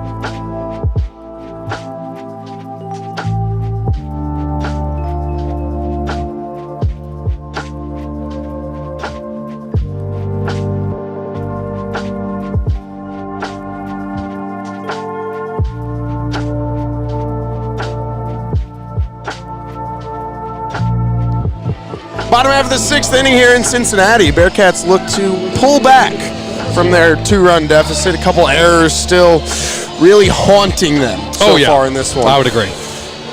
It'll be Alec Jones leading off for Cincinnati. Jones, Cole Harding, and Cam Goodry due up for the Bearcats here in the bottom half of the 6th inning. It'll be a ball outside to get things underway. Alec Jones 0-for-1 on the day. He's the designated hitter today for the Bearcats. That's a guy, his bat's so good you can't keep him out of the lineup. He swings on that one, skies it into right field. Coming in's the right fielder, Hemlin. Hemlin underneath it, real shallow right field. He'll make the play for out number 1. Truly, that probably should have been Jared Cushing's ball there at second base. Yeah. I think he thought it was going to carry more than it did. Not much wind, so not much behind it. And of course, there's not much wind right now. It comes and it goes, and I feel like that's the typical thing. And the flags out and left are starting to go a little bit, and I mean, it's just not blowing in the direction you'd expect, Like to be honest. the wind never blows in or out here. It's always side to side. It's always side. Yeah, it's always side to side. Cole Harding will dig in. First pitch to Cole's a called strike on the outer half. No ball's 1 strike, the count. Bearcats 3 runs on 6 hits with 5 errors. Xavier 5 runs on 5 hits with 1 error. The 0-1 swung on and missed, strike 2. High fastball. It was a very deep cut from Cole Harding. Like you were saying last inning too, a lot of these players, they just swing. They take deep cuts. They let it be where if they make contact, it's going. The 0-2 misses just low. 1 ball, 2 strikes to count. And I think that was a big factor last year too, with all the home runs that were hit. I mean, The top 10 team in the country in home runs for a while. yeah. Infield pretty straight up. Second base a little bit over, more towards the middle. The 1-2 swung on. Fly ball right center field. Going back is Hendrickson. Hendrickson's at the wall. That's going to drop off the wall. Cole Harding will be up at second with a double and a 1-out double. The Bearcats are in a business. Just like that. We talked about swinging out of your shoes. Find that opposite corner. Right center field gap. Cole Harding, a double right there. And now you have Cam Goodry with a runner in scoring position. We know how good Cam Goodry's been with runners in scoring position this season. Especially against Xavier. If you want to go back and look at that grand slam he hit, that I mentioned, I think, 5 times now against here in this ball game. But it's something to mention, as there were 2 words escape me. 2 grand slams that were hit back in that one. Back in, I believe. It was in March. It was back in March. It was right after the spring break trip, so around March 20th there. Yeah. That'll be the end of the day for Xavier's pitcher. That is Luke Bell. Luke Bell. See who they bring in. Bell will leave a runner stranded on second. 5 1/3 innings for him so far. His book's not closed with that runner on second, but so far for him. If I can click through your computer my computer's not being nice to Preston right now. Here we go. Bell, 5 1/3 innings, 7 hits, 3 runs, all 3 were earned, 6 strikeouts. Did not walk anybody. Did give up 3 doubles and a home run though. So of those 7 hits, 4 of them were for extra bases, which is not something that's usually too good for a pitcher. A lot of times those extra base hits are what'll really get at you. We'll see who Xavier pulls in to throw here. Pretty big spot in this ball game. It looks like it will be. Oh, we're looking here. It's number 14 for Xavier. It's going to be Clay Schwarner. Clay Schwarner. You kept pulling up the dictionary on my MacBook. What's going on here, man? Schwarner. Season stats for him coming into this ball game. 0-2 record. He's a late inning pitcher. He's got 5 saves on the season, 24 2/3 innings. He's got a 6.2 ERA, which, I've talked a lot this season about you can't look too much at the ERA because there's just not enough innings. 24 innings is enough to look at the ERA, and an ERA is 6.2. That's not great. I mean, truly, a 1.58 WHIP as well. You're giving up usually 2 base runners an inning at that point for Clay Schwarner, and I think it's more of the righty-righty matchup. It's really what they want with right-handed Cam Goodry stepping into the box. And so that's going to be something we're going to have to look at, see how if Schwarner can kind of pick up his weight. And, this is an opportunity here for Cincinnati. You're only down by 2 runs. You got a runner on second. You feel like maybe you can at least get 1 half easily. I wouldn't say super easily, but at least easily enough. And you got Cam Goodry at the plate here that, he gets on. He's dangerous on the base paths as well and can do something to create a ball game.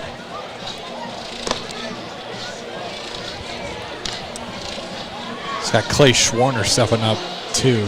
Or wait, no, that's my bad. My brain just shut off. I am so tired. My goodness, it is the bottom of the 6th. This is the home half. What am I doing?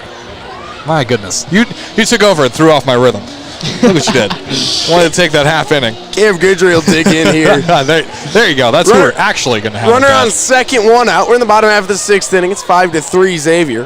Schwarner will get set, look back at second. Another check back. The first pitch to Goodry is a ball high and away. 1 ball, no strikes. Give Goodry an opportunity. He's going to take it. 34 RBI on the season. Right up top on the team as far as RBI go. The 1-0 finds the zone inside. 1 ball, 1 strike to count now to Goodry. Got 5 home runs on the season and 8 doubles as well. Cam already has a double today as well. Yeah, he's 4 extra base hits for Cincinnati. Look back to second, the 1-1. Finds the zone, outer half. 1 ball, 2 strikes. That was a really big pitch for Schwarner there. He's able to get himself back ahead in the count. Now Goodry's kind of on his back foot here. Yeah, Goodry wasn't too happy about that call either, as he thought it was a little bit outside. We'll look back to second. Single can score a run here for Cincinnati. The 1-2. Misses low. Back pick to second, not in time.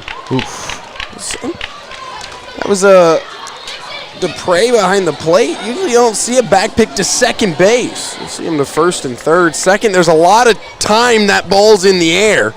I guess he thought Cole Harding was far enough off the bag at second. 2 balls, 2 strikes to count here to Cam Goodry. Check back to second, the 2-2 pitch. Swung on, fouled off. Count remains. Stay alive there. Nice swing to stay alive. Got to do something there. Going to spoil one off. Maybe you'll see one you like here if you're Goodry. Goodry's done a good job at that. He fights in his at-bats. Doesn't let the pitcher really control the at-bat regardless of the count. We've seen that so far here going down in the count. The 2-2 again. Misses high and in. 3 balls, 2 strikes. Just like that, you go from a 1-2 count, you fight one off, and now you're back in it. 3 balls, 2 strikes. It's also your tying run as well. Schwarner will get set, look back to second. The 3-2. Oh! Cam Goodry will find his way to first base. A hit by pitch. Hey, take it. With that count, you'd rather just take ball 4, but yeah, I don't think you mean literally take ball 4. Yeah, you'd rather not get hit when you already have 3 balls in the count, but you get first base nonetheless. Runners on first and second now with 1 out for Cincinnati. There's your lead taking run, Sean Springer, at the plate. He's got 1 home run on the year. He's 5 for 36, 5 RBIs. Springer's a guy that during the last season didn't play much. Redshirt freshman season last year didn't play much.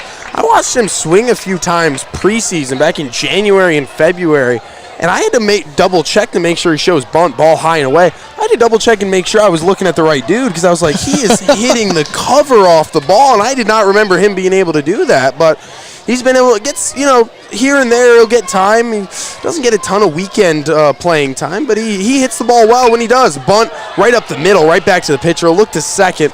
He'll flip it over to first. Sacrifice bunt 1-3 for out number 2. Springer does his job, and now you got 2 outs, and it's up to C.J. Dean to single to try to score these runners.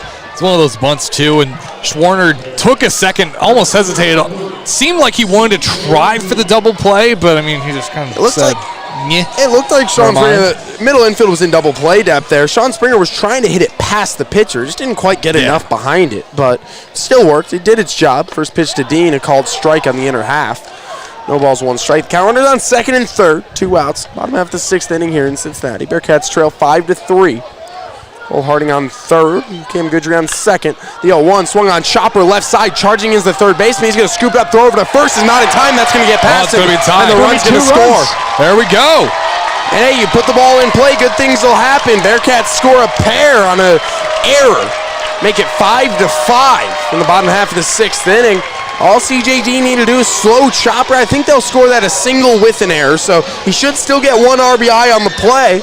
But nonetheless, hey, you take that error and you run with it. Officially be an error there. The second one for Xavier, and that's the life that Cincinnati needed to tie. They tied things up here. You got a little bit of momentum under your belt now, and see where things take you as Hugo steps up to the plate. Should be a single with the error. It should be the single. It's a single with the error. Yeah. First pitch, Griffin Hugas swung on, flied way up the elevator shaft in right field. Right fielder coming in, Cushing. He'll be under it and make the play. Helmet for out number 3. But the Bearcats get 2. Tie it up. We're on to the 7th, 5-5. You'll see the Bearcat baseball.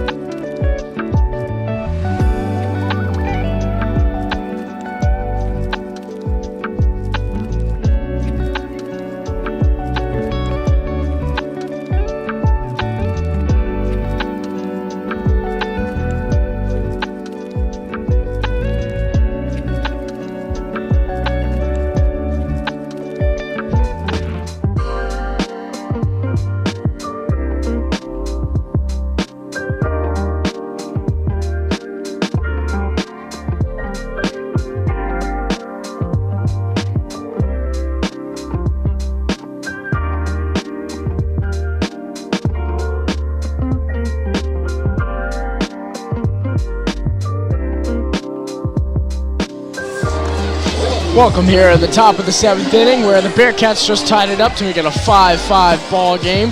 Jackson Murphy still on the mound. I'm joined by Ethan Herzog and Preston Baker. I'm Alex Perez. Andrew Walker up to bat for the Musketeers. Last time up, he singled and stole a base. And the coaches are coming to talk to the umpire, not sure what it's about. While they're doing that, I'll give you a quick update. I wonder if on they the think Reds, he's too. batting out of order also. Oh, actually, wait, maybe. That's what it seems like. Maybe. It's either an injury or a batting out of order. Those are the only two things they would come out after one pitch to talk. And they're checking. They're checking something. They're looking at Cam Goodry, so it's an injury, not a batting out of order gotcha. then. Gotcha. Yeah, I'm not sure what Cam Goodry. We'll give you a scoring update on the Reds while this is going on. The Reds lead the Mets 3-1 in the bottom of the 4th. A random defensive switch like this, and like after a pitch in an inning, you only see that during the trade deadline when a guy gets traded. I bet you Cam Goodry didn't get traded anywhere. Oh, no, I don't think so either. I don't think anything will ever beat a trade story than Yasiel Puig being traded and getting into a fight right after. And he knew he was traded. They told him in the dugout that he was traded, and he still cleared the benches. I think that's got to be the best way to go out. Honestly. I mean, definitely. I'd agree with that. Yasiel Puig, what a stud he was. Looks like they're having Griffin Hugas change gloves, so Ryan Nicholson will likely come into first base. Interesting. Hugas will probably go to shortstop, and Nicholson will come to first. Or Tommy O'Connor. One of the two of them will come to first if Tommy O'Connor's not hurt anymore. And, and I wonder what could have happened to Goodry. I mean, Not sure. Oh, JP Sponso is coming out the first. That wasn't even number 3 who I would guess was going to come out. He's a DH in my mind. Same. I don't know. I don't know what's going on. I guess I didn't realize he played defense. I mean, I knew he did. I just don't know what position he played on defense. That's where I'm. I guess the default position is just first base. I mean, yeah. So Hugas will go to shortstop, and Sponseller will come in to first base for Cam Goodry. Interesting. It must have been something base running because it has to be. Oh no! You know what? He took that hit by pitch right there under the ribs. You're right. He did take that hit by pitch right under the ribs, and that's where he was grabbing when they were pulling him out the game. That's right. Good eye. Second pitch was a strike. Here's the third, and that one's going to be hit to drive. Right field. That might be out of here, and it hits fifth third, and Musketeers back on top. That's disrespectful. Why are you hitting fifth third like that? A home run from Andrew Walker.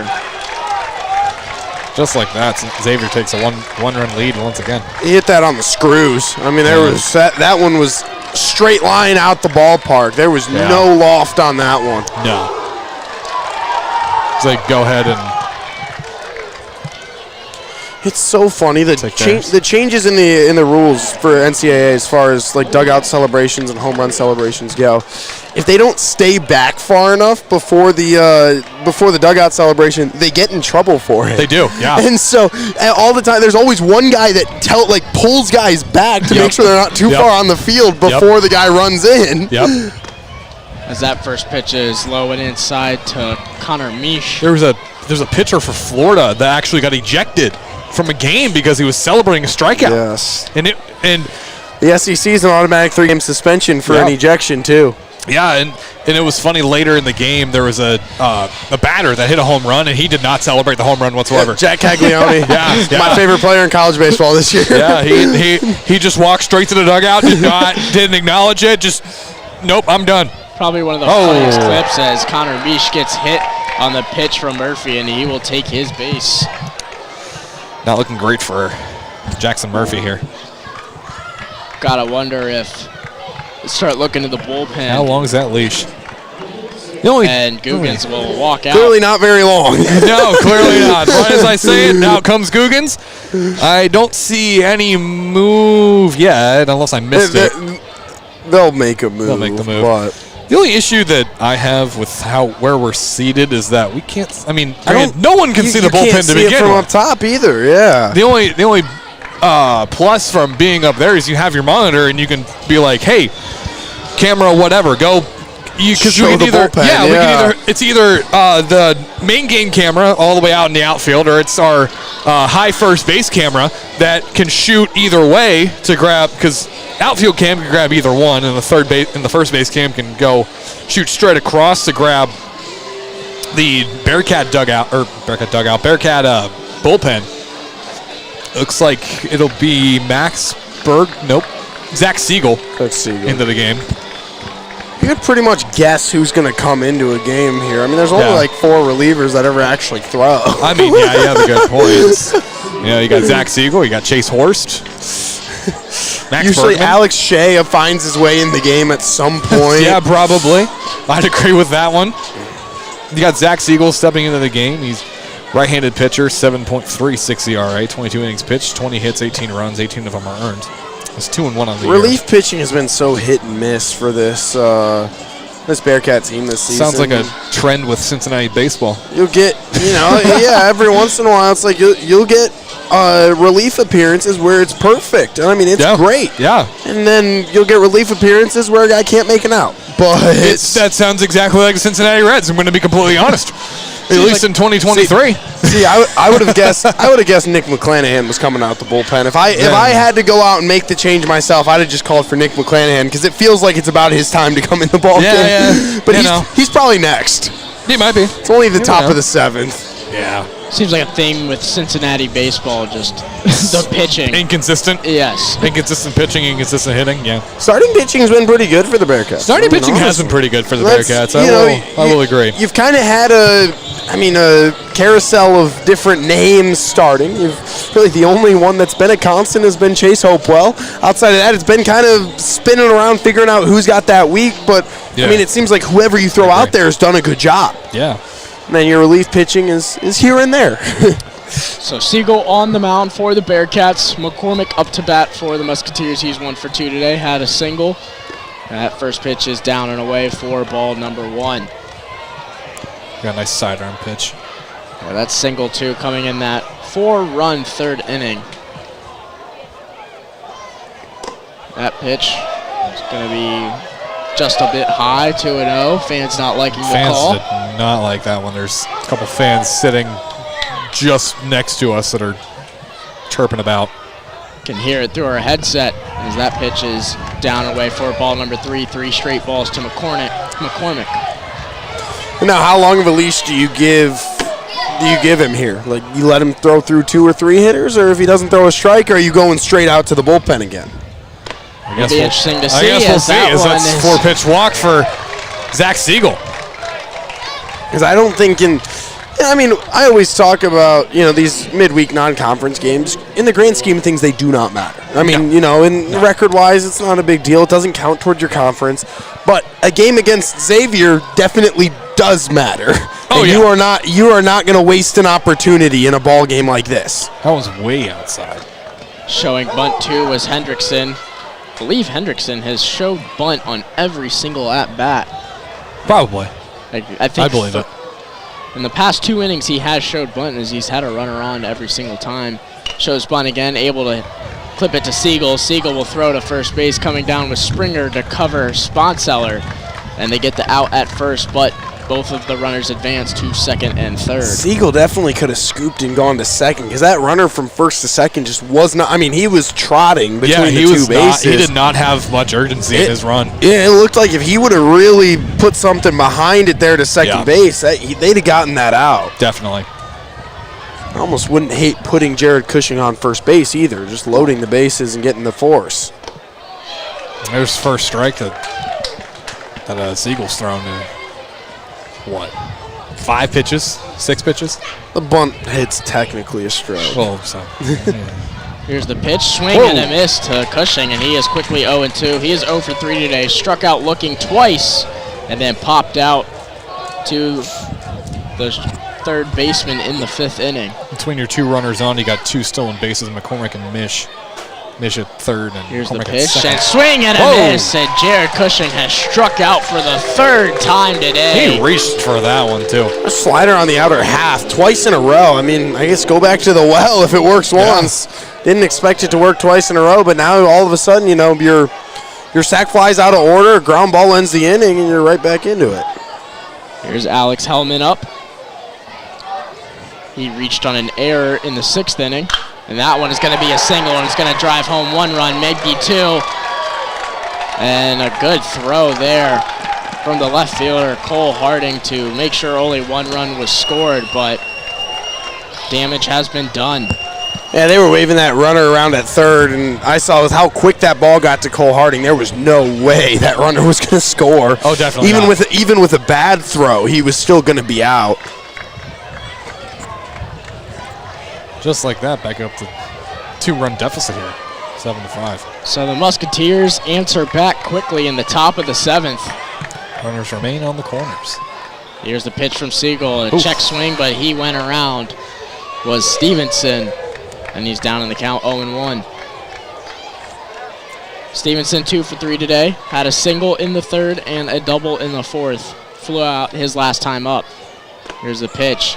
That one's down and inside for strike number 2. I do want to mention how decent the crowd is for a midweek here against these 2 rivals. It doesn't surprise.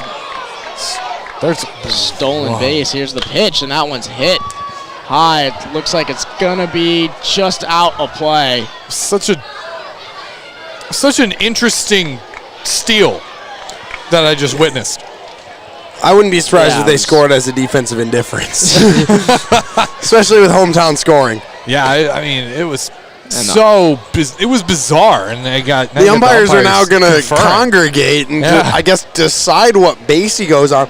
There's 2 outs, so it doesn't really matter. Like, it doesn't make a big difference, because if a ball hit to the middle, you're still probably going to go to first with it.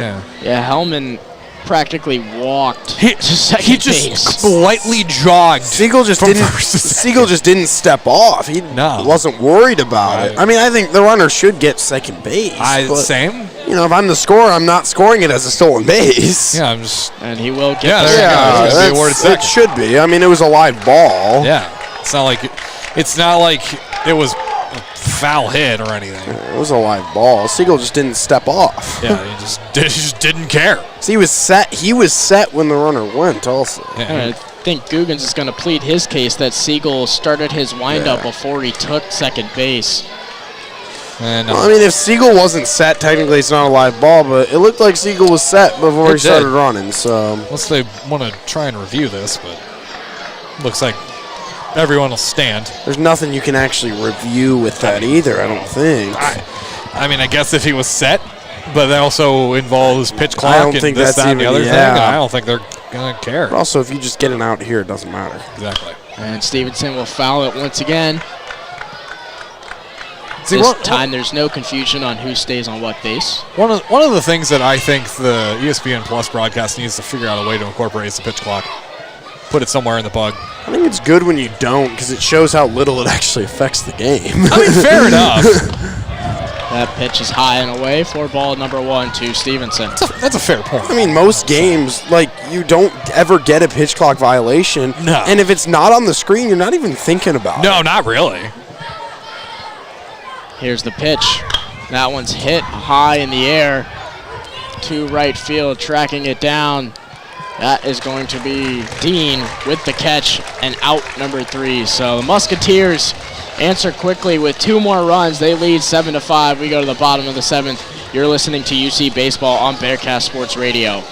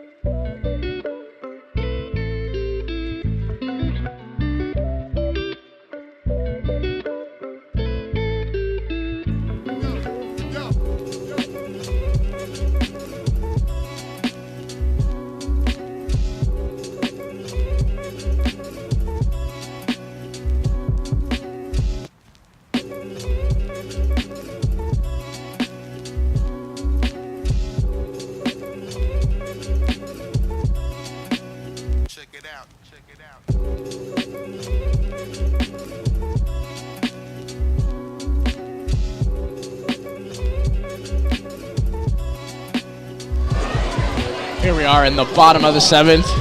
Bearcats trail it 7-5. Oh, you got a pinch hitter now. Cam Sheeler. So Cam Sheeler will pinch hit for Klingenbeck. Klingenbeck was 0 for 2 on the day, struck out both times he was up. So let's see what Cam Sheeler can do pinch hitting. Here's the pitch. Whoa. That's high near his head. Still on the mound for the Musketeers is Schwarner. Schwarner did do a good job minimizing damage. It wasn't his fault with the errors. Oh, yeah. As that one was way outside and off the glove of Dupre. For ball 2. Get that one. Here's the pitch. Way outside again. 3-0 the count. If you're Xavier, you probably want this whole 7th out of Schwarner just so you don't have to really go back to your bullpen. And you got to hope that you can still find the strike zone here. 2-run game. You're probably, like we said with Cincinnati, I mean, you're going to the bullpen quick, but you don't want to have to go to it too quick. Called strike there. Yeah, just as you were talking about it, finds the strike zone, Schwarner does. Here's the pitch, check swing, but Sheeler didn't go, and he'll take his walk. There you go, leadoff man's board. I'm surprised the catcher didn't even appeal. Yeah. I mean, usually he didn't go, pretty obviously, but usually at least you're going to see the catcher point down to first, trying to get an appeal. See if you can get something. Yeah. Thought there was no point, did Dupre. So now up to bat is Hegeman, excuse me. He is. No, you were right the first time. Oh, it's Hegeman. Hegeman? Oh. Yep, you were right the first time. I don't know why I was. Just had a brain fart, I guess. He is 2 for 3 today with 2 singles, 1 in the first and 1 in the third. Lined out his last time up. And after a ball, there's going to be a mound meeting. There's no D in Hegeman's name, so there's no hedge. You are right. I should have taken English class. That might have helped. That's okay. Getting that leadoff hitter on's huge for Cincinnati. I mean, you know, Sheeler's not the best runner. He's not a guy that's going to go steal you a couple bases. But, you know, at least having that guy on, having your tying run at the plate for, I mean, hopefully the whole inning, you're at least going to have a tying run at the plate or on the bases. That's pretty big for Cincinnati, and especially when you're starting to apply the pressure again. You know, you scored those 2 runs last inning, but they were error runs. I mean, they were unearned, so it's more fluky type runs. If you can really apply the pressure and score these runs here, that'll be big. This top of the Bearcats order is what really got the scoring going back in the bottom of the first 2. You got Hegeman on. He was the first of the scoring. Cross would bring him in on an RBI double. Here's the pitch to Hegeman. That is down and away. 2-0 the count. It is funny. No, not really a student section here because, you know, most of the students are gone. There's a whole bunch of Little League kids right on the railing down here yelling at this pitcher. And, I mean, there's no way he's hearing it. But it's funny to think that maybe that's affecting his pitches. Oh, yeah. I mean, you never know. As that pitch was a strike on the outside of the plate for Hegeman. 2-1 the count. Love to see if it was. That'd be really funny. Here's the pitch, and that one is down.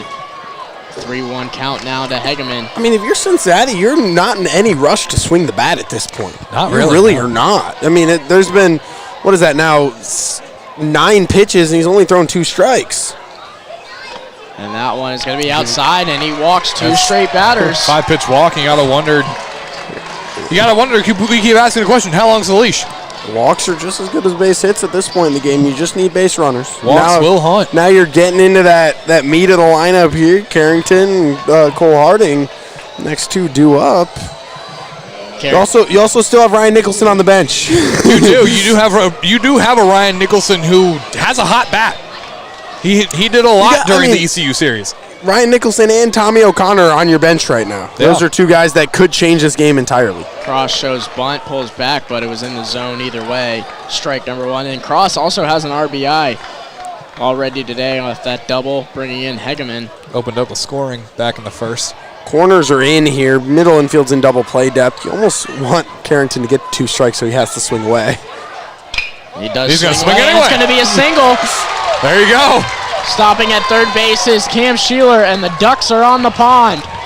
And just go station to station there if you're Cincinnati. There's no need to try to force a guy home. Yeah. Nobody out. And Just like that, I say you want him to swing away. He goes and gets you a single There in you the go. left. Go ahead and call this one. You got Alec Jones stepping to the plate. Alec Jones is 0 for 3 today, but he has been hitting the ball. Flew out to right field and then popped up both times, just getting a little too under it. Looks like they want Schwarner to get himself out of his own jam, which will be interesting to see if he can. Let's see if Alec Let's Jones see makes here. them pay. No, they're gonna Nope. go to the bullpen. He's gone. See how that goes. See who they bring out. It's a huge at-bat in this game. Oh, yeah. And Schwarner just could not find the strike zone here in the 7th. He did pretty well in the 6th when he came in relief in a tough spot, and the only runs that scored were unearned runs off the error. Then all of a sudden the 7th comes around, he just didn't have it. A huge chance here for the Bearcats. Down by 2, one swing of the bat can make them up by 2. This is a Xavier team, too, that's been very susceptible to the long ball. I saw Xavier play about a week and a half ago. They played against Seton Hall, a Big East Conference game. Seton Hall hit 6 home runs in that game. I mean, it was a yard party there for Seton Hall. So this is a team that gives up home runs. It's not anything new for them. Yeah, and Paul Mary also with a home run today. See if the Bearcats can make it 2, make them pay. Got Jonathan Kelly, number 8, coming in for Xavier.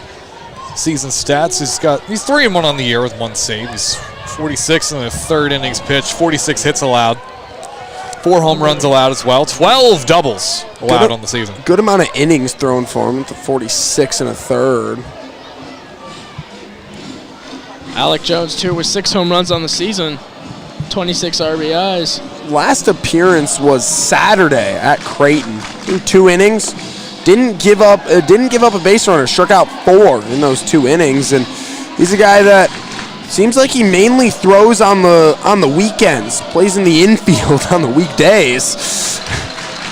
Listed as an infielder on their roster as well. Interesting.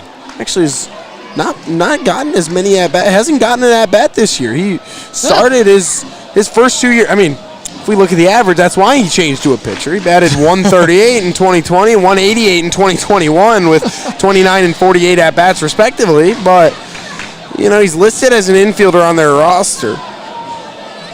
He did throw against Cincinnati in that win back in March. Through 3 innings, gave up 1 hit to the Bearcats, struck out 3. So this is a guy that's pretty locked down for Xavier. He's been a good arm for the Musketeers. And if you're Cincinnati, you put a ball in play, more than likely you're at least getting 1 run. That's all you got to worry about. Yeah. I would also like to mention, if you're following any of the Xavier Bob Huggins whatever that's going on, Nick Castellanos just hit a home run, so We called that. there you go. Called that before Hope the you bet on that broadcast one started. moving forward. Nick Castellanos has a thing for hitting home runs when Things he happen. shouldn't. When things happen.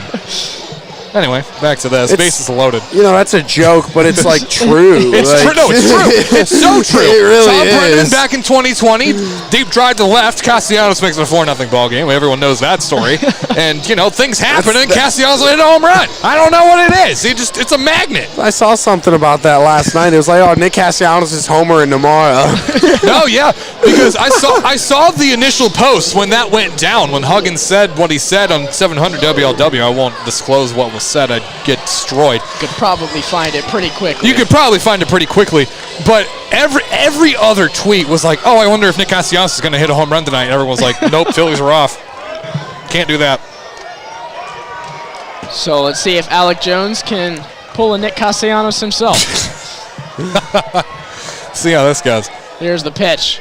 Way outside for ball number 1. Just a bit outside. First base is playing in for Xavier. The rest of their infield's in regular depth. It's kind of surprising. I feel like they play in. I mean, you're trying to go get that force at home. You're looking for the oppo.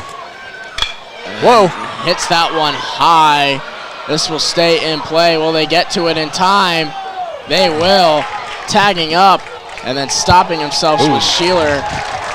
That was a Good idea by Sheeler. You know, before Alec Jones swung at that, I was thinking maybe even try to bunt to the third base side, catch him off guard a little bit. That was a really good throw by Jared Cushing. He was running away from home. He had to slide to catch that and was still able to turn around and go 2 hops to the catcher because I thought, okay, with the angle there, you're going to be able to tag easy. Wasn't able to tag at all. I saw you give props to him, too. You're like, man, that was a great throw. Which, I mean, it was. I'll have to admit. So here's Cole Harding now. Swing and a miss on the first pitch. He also kind of looked off his back foot, too. Does have an RBI today and a double. Doubled into right center his last time at the plate. Yeah. Just a single would likely tie the ball game here.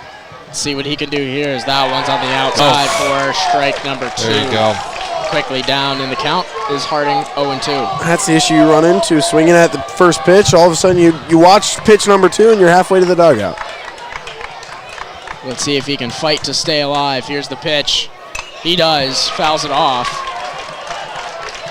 Even a fly ball here, more than likely you're scoring at least a run.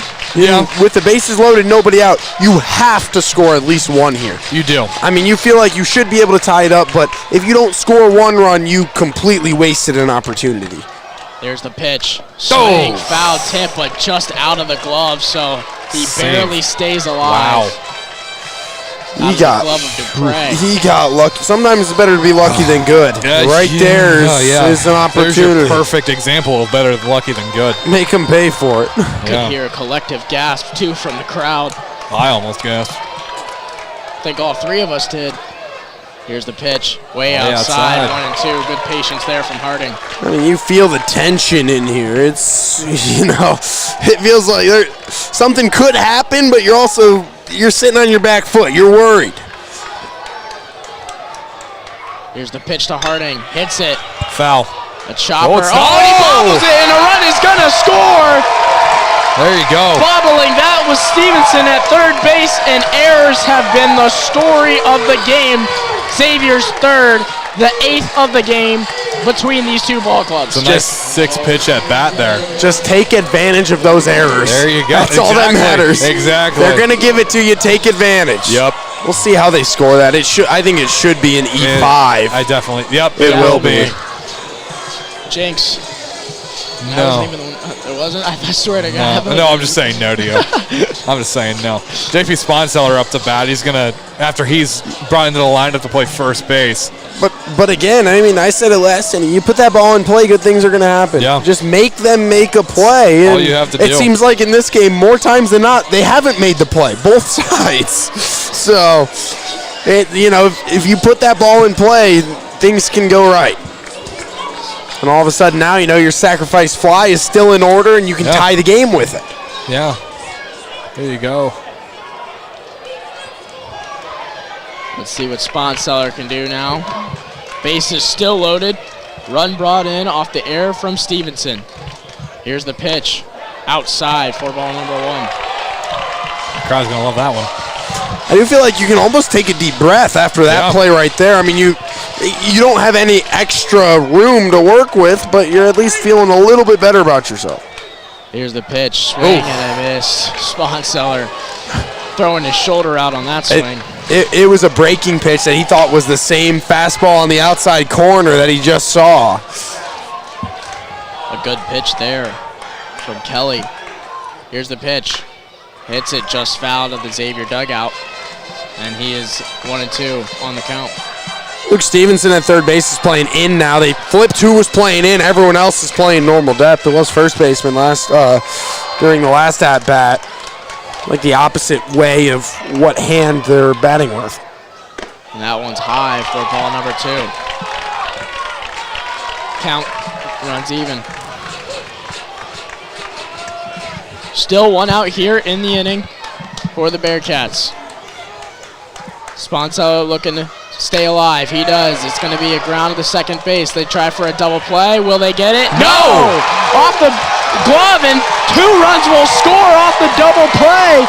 Chance What a heads-up play from Carrington That Cross. was a beautiful heads-up play from Cross. Carrington rounded third, saw that they were throwing it over to first, and just kept moving. It's like, hey, if he's going to be out, he's going to be out. But if he's not out, I'm scoring. And he did just that, and it gives Cincinnati the lead for the first time since the beginning of the third inning.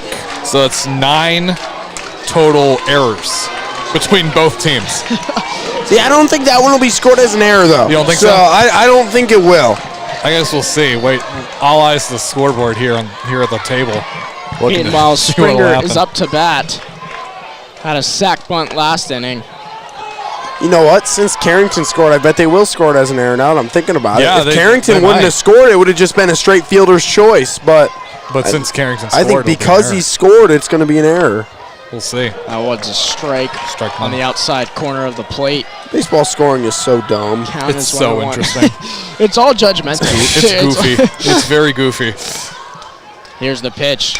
Hit. Will it drop? That's going to land. It will. It's going to be at least a single. Stopping his sponsor at second. Bats have come alive. And a single for Springer. Springer hit that one on a line, too.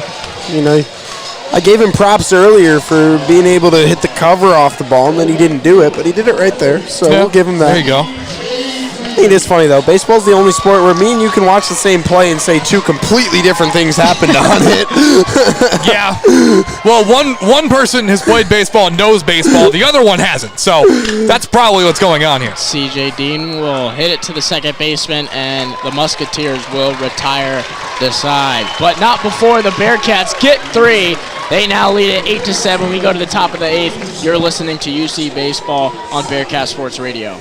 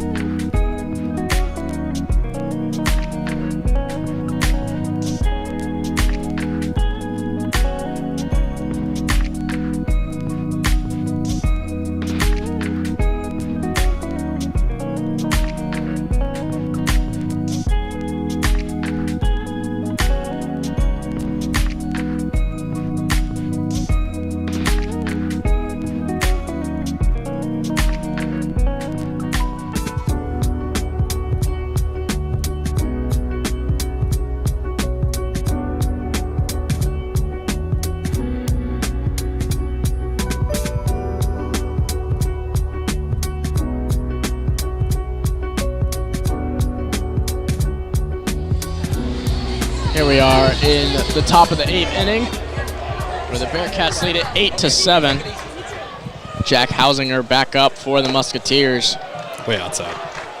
He has reached base 3 times, once on a walk, twice on an error. Nah. Struck out swinging, Whoa. and that one is going to be hit hard. Caught Nice catch by at the warning C.J. track. Dean. Catch on the move for C.J. Dean back at the warning track. Had a great eye on it, too. That ball was hit hard, too. That was a just a line shot right there for Hausinger. Matthew Dupre back up. That one swung foul. Zach Siegel still on the mound for the Bearcats. And now the sun is at the worst angle ever because I can't look to left field and see anything because the sun is right in my eyes. Here's the pitch to Dupre. That one's high for ball number 1. Like I said, errors have been the story of this game. 3 to the Musketeers, 5 to the Bearcats as that one hit to the third baseman cross. Throws to Sponseller for out number 2. Whoa! And the relay a little too high. Relay from Sponseller to Cross just sails over his head. I think everyone's just a little excited. Just tell the bullpen to keep that one. Just keep it over there. You can use that one for practice. That was funny. So Walker, My who started goodness. the scoring last inning for the Musketeers, had a home run to tack on 2 runs, down 8-7. Let's see what he does here. Here's the pitch to Siegel. That one's way outside. Just a bit outside. To the left-handed batter, Walker, for a ball.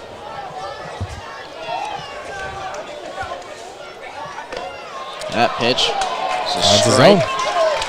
1-0 the count now. Beautiful.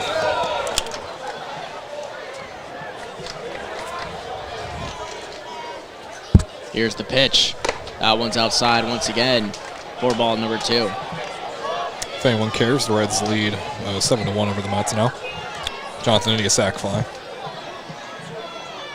Here's the pitch from Siegel. That one's hit high to the right side of the field.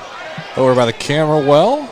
And it will be out of play. Oh! Pretty close to hitting a kid. Everyone Look out. Everyone was looking at that. Sorry, we're looking at baseball scores over here too. I couldn't even see where Preston's the a ball little went. upset about his hometown team, Detroit, losing to the Guardians 1-0. Here's the pitch. And that was just outside. Oh, wow. I think everyone in these seats thought that was strike 3. Everyone hated that one. They did. I made eye contact with a fan. He's not happy. Payoff pitch outside for ball number 4. And there you go. Man, that was probably the funniest interaction I've ever had with a fan. Oh, man. Man, I don't know. If you're Zach Siegel there, you had to try to come back inside. You can't just not even make it competitive on the last pitch. Tying run aboard, go ahead run at the plate. Mish fouls it off to the backstop. And the catch made by Sheeler won't count.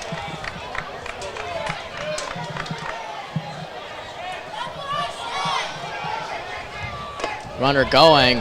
Sheeler didn't even care as that one was outside for ball number 1. See if they give a defensive indifference on that one, too. I know we've been, a little generous with defensive indifferences, but again, nobody even covered second, so it's not really a stolen base. Swing and a miss from Connor Deep Mish. cut. 1-2 the count. And I think, too, with the amount of errors the Bearcats have this game, you don't even want to risk it with 2 outs. Oh, definitely not. It's not worth it. Just worry about the hitter. Here's the pitch to Mish. Swing. That one's going to be foul. Going back to get it, Sponseller. Will not stay in play, just in the first row of the bleachers. It looks like maybe that jut out there was going to be the difference, spot, yeah. but I mean it was maybe I don't even know if you got the second row there. No, it landed in the first row seats. It's always funny seeing all the kids swarm to the ball. There were about Got a couple of those baseballs with the American Conference A on them in my room. wow. That one's going to be a ball outside. Counts 2-2. Keepsake for you as we leave for the Big 12, I guess. More it's just baseballs I'll play catch with. Yeah, baseballs you'll enjoy playing catch with later, yeah. Count even at 2. Runner on second. The pitch. Down and inside, and another ball 3 that everyone in the stadium, even the fans at Great American really Ballpark tight. thought it was a strike. Man, this is In the second at bat in a row. That inner half there, not giving it. this is the Crosstown Series, ladies and gentlemen. Payoff pitch. Ah. Da. Swing and a tip foul. Talking about the baseballs, these are the baseballs made in the China Rawlings factory. They're not as good as the Major League baseballs. Gotcha. I got too many of those to. AAA uses Major League baseballs, so I get my fair share of them. Here's the pitch. Hit high Nice, got towards it. right center field. Tracking it down. And catching it There you go. was Hegeman for out number 3. Bearcats leave unscathed. We go to the bottom of the 8th where they still lead 8-7. You're listening to UC Baseball on Bearcat Sports Radio.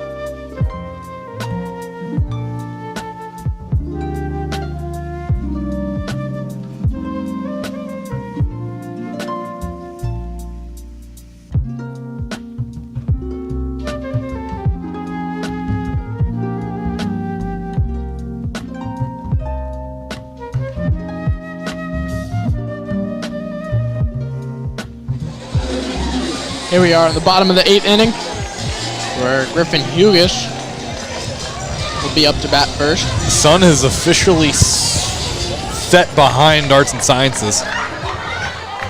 So it's starting to get a little dark out. Get a little bit out of our eyes. Here's the pitch. Thank God. Just outside for ball number 1. Now I can't see with my sunglasses on. I need to flip off to my regular ones. Blind either way. Here's the pitch. That one's going to be strike number 1. A few insurance runs here in the bottom of the 8th would be big for Cincinnati. You don't want to have to go into the 9th needing a 1-run lead to hold. Yeah. Here's the pitch. That one's outside for ball number 2.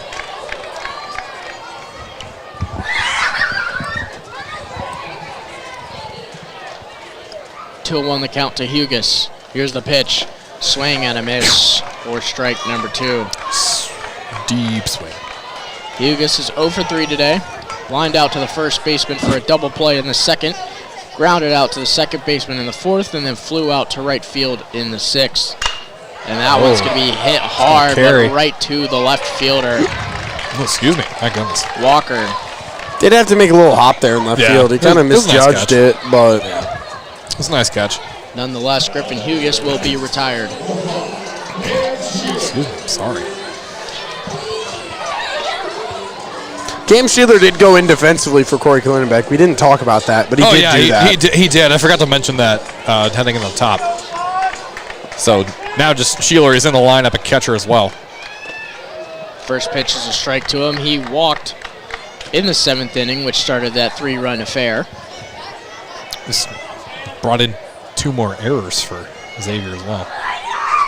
Here's the pitch. Swing and a miss.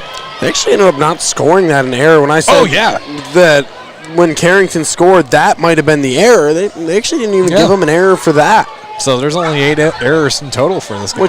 Only 8 is a lot, but.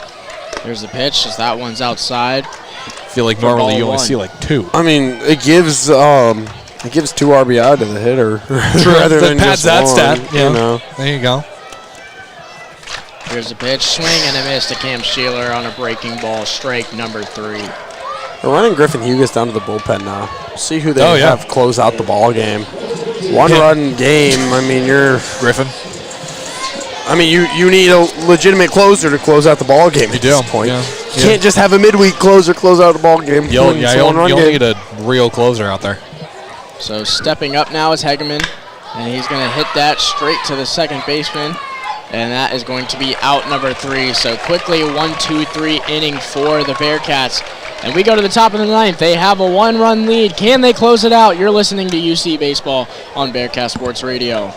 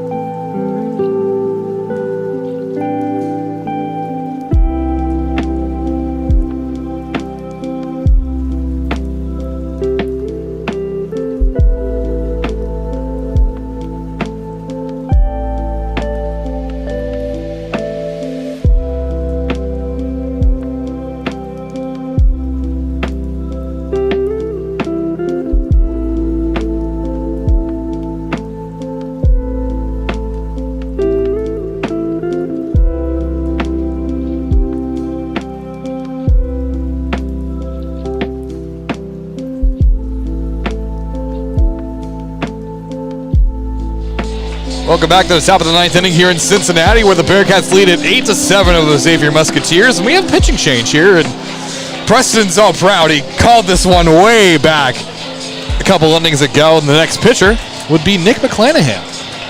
Yeah, I said that back in the 7th. He's usually a mid to late relief guy, and thought he would come in then, and now they pulled him in for the 9th inning here. Do you think there's going to be some defensive change? Because we saw Griffin Hukas run to the bullpen, but it looks like he's still out at shortstop. He's out at shortstop, yeah. He's still out at short, so at least for the moment, no. Looking at McClanahan's stats, sorry. I don't know if you'd make a little league change here. No, Should McClanahan get in some trouble, you just pull Hugas from shortstop straight to the mound. But we'll see. Hopefully he doesn't need to get to that point. Looking at the stats here for McClanahan, he's 8 and a third innings pitched, 13 hits, 7 runs, 7 of them are earned, with 9 walks and 9 strikeouts. First pitch called strike. This is the first save opportunity for Nick McClanahan this season as well. So we'll see how this goes here. McCormick up to bat. Here for Xavier, grounded out in the 2nd, had a single and an RBI in the 3rd, and hit by pitch in the 5th, walked in the 7th. Swinging hit, foul, over to the Cincinnati dugout quickly, 0-2. Almost got to the little spot where you can actually get a ball into the seats here. Oh, yeah.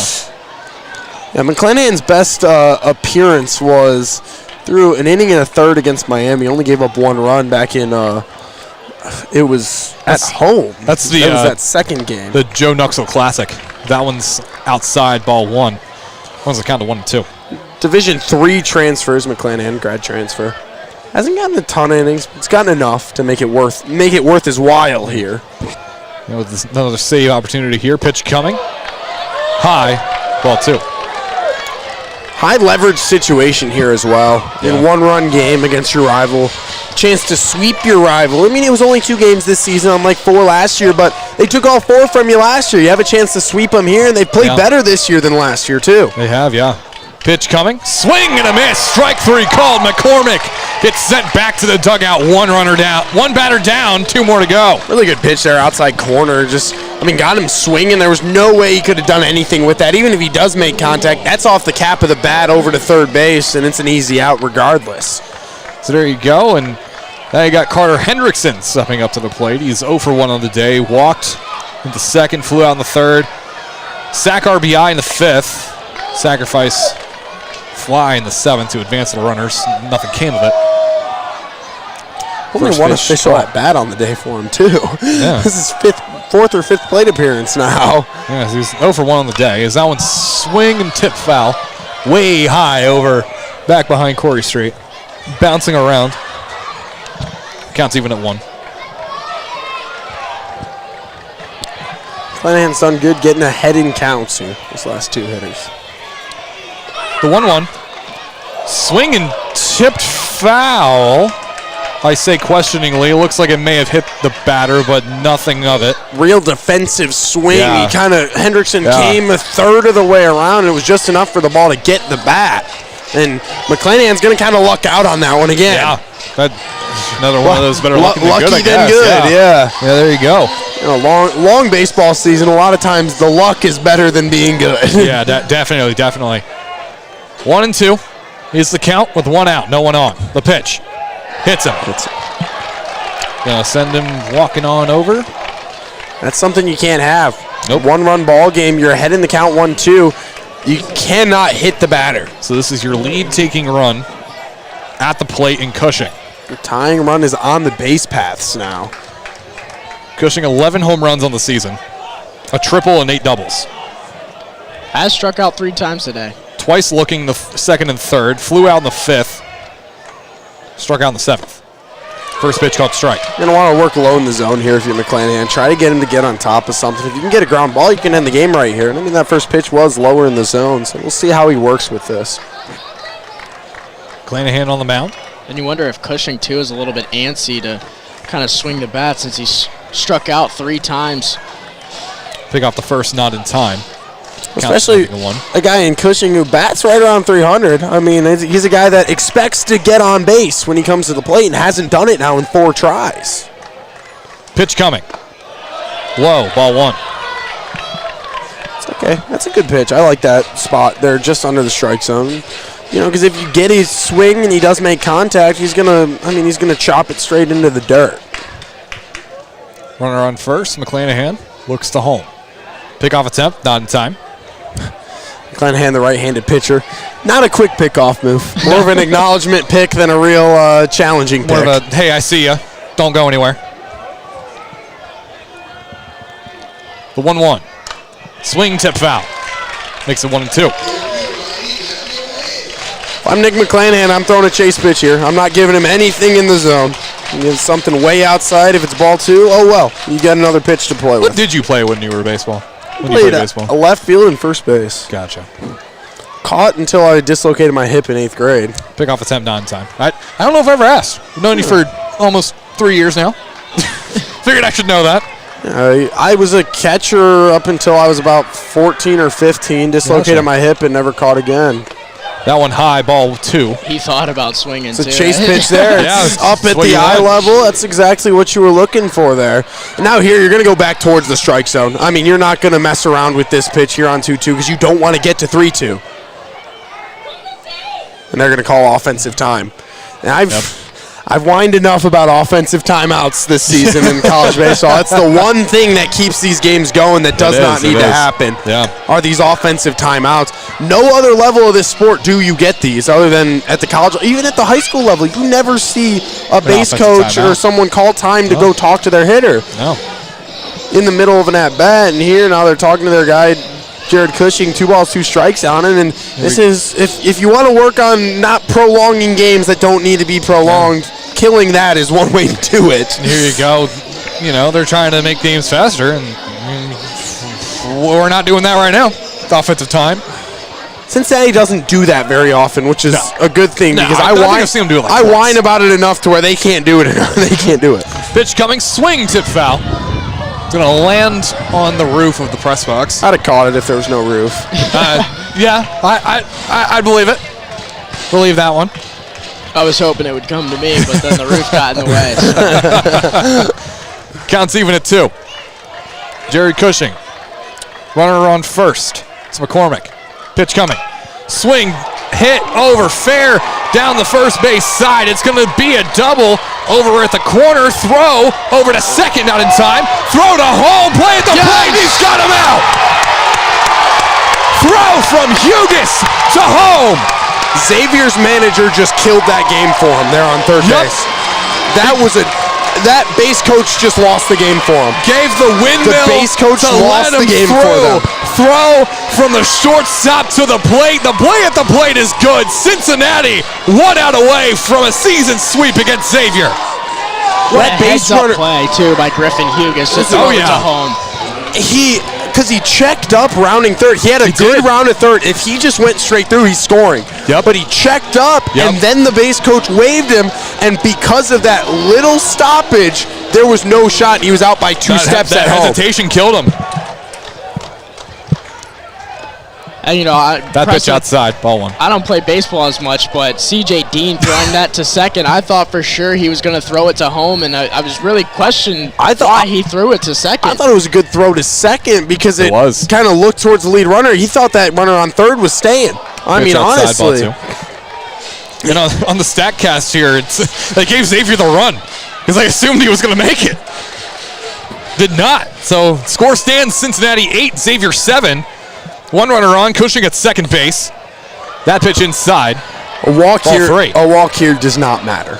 A walk here is fine. No, it doesn't advance it. Because it also gives you a little bit of buffer time from that big play. Kind of lets you chill out again from it, and then you can go out and try to get that third out and win the ball game. Pitch coming, outside, ball 4. 4-pitch walk for Hellman, who reaches base second time for the 3rd time today. And I mean, I wouldn't even call that an intentional walk, but at the same time, you're not attacking the strike zone. And now Scott Guggens is going to come out, and I think that's going to be it for Nick McClanahan. Looks like Definitely Hughes is getting ready to Hughes might do the Little League be, swing. It'll be a little league switch like I was talking about. Final line for McClanahan, 2/3 innings pitch, 1 hit allowed, one walk, 1 strikeout, and a double. What's funny now, McClanahan can't get a save in this game, but he can get a blown save because the runners on base are his runners. Yeah. And he can get a blown save or a loss in this game, but he can't get a save. The only thing he can get is a hold, which holds don't mean anything. And now Griffin Hughes can get a save from throwing to one batter because the tying run's on base. You got number 23 heading into the game now in place of Griffin Hughes at shortstop. That's Kyle Shupman, freshman out of Geneva, Illinois. I'm surprised they don't flip Shupman and Carrington Cross there. Have Shupman go play third and have Carrington Shupman play short. Third, so now you got the switch player, Griffin Hughes out. Runners on first and second, too. You know, if you're Hughes, you're just worried about the hitter in front of you. Even if you walk this guy, I mean, you still have a base open. If you get behind in the count, you don't need to worry all too much. Right-handed pitcher out of Wellington, Florida. He's also a switch hitter as well. Hughes does have a save on the season. This is another save opportunity for him. Not sure how many opportunities he's had. 19 and 2/3 innings pitched as well. 20 hits allowed. 17 walks, 24 strikeouts. That's what's funny, too, about scoring. It's a save opportunity for Griffin Hughes, but he gives up those runs. They're not his runs. He's not the one with a blown save. If he gets the third out, he gets the save. If he gives up 2 runs, it's Nick McClanahan's blown save. Yeah. So his card starts with Stevenson. this is one of those times, too, where a pitcher could get a loss that's not on the field when the run actually scores that gives them the loss. Who knows, man? It's an interesting situation that we've thrown ourselves into here. Hey, if you just get an out, it doesn't matter. Just get an out. That's all you need. It doesn't matter how you get it, just get it. Doesn't have to be pretty. As Grant Stevenson steps up to the plate, he's 1 for 1 on the day. Excuse me, he's 2 for 4 on the day. As that pitch outside, ball 1. Single in the third, double in the fourth. Flew out twice in the 6th and 7th. Pitch coming in the dirt, ball 2. Xavier Hughes, too. I mean, that was a quick change from shortstop over to the pitcher. Take a breath. Take a second. Give yourself, just think about what you need to do here. You got 20 seconds on the pitch clock. You don't got to take too much time. Or you can take a second at least. Pitch in the dirt, ball 3. Also, that's the one thing you run into when you pull guys, you change pitchers in big spots like this. I mean, Hughes hadn't thrown a pitch yet. At least McClanahan his arm was warm. He knew out of how the game was going. Stevenson shows bunt but pulls back. Doesn't matter either way. Pitch in the zone, strike 1. He wasn't going to swing regardless. He's looking for that walk. The 3-1. Swung on, driven high up in the air down the first base line. Dean's cutting over to get it, and he will make the catch. 3 outs for Cincinnati, and down goes Xavier on the season.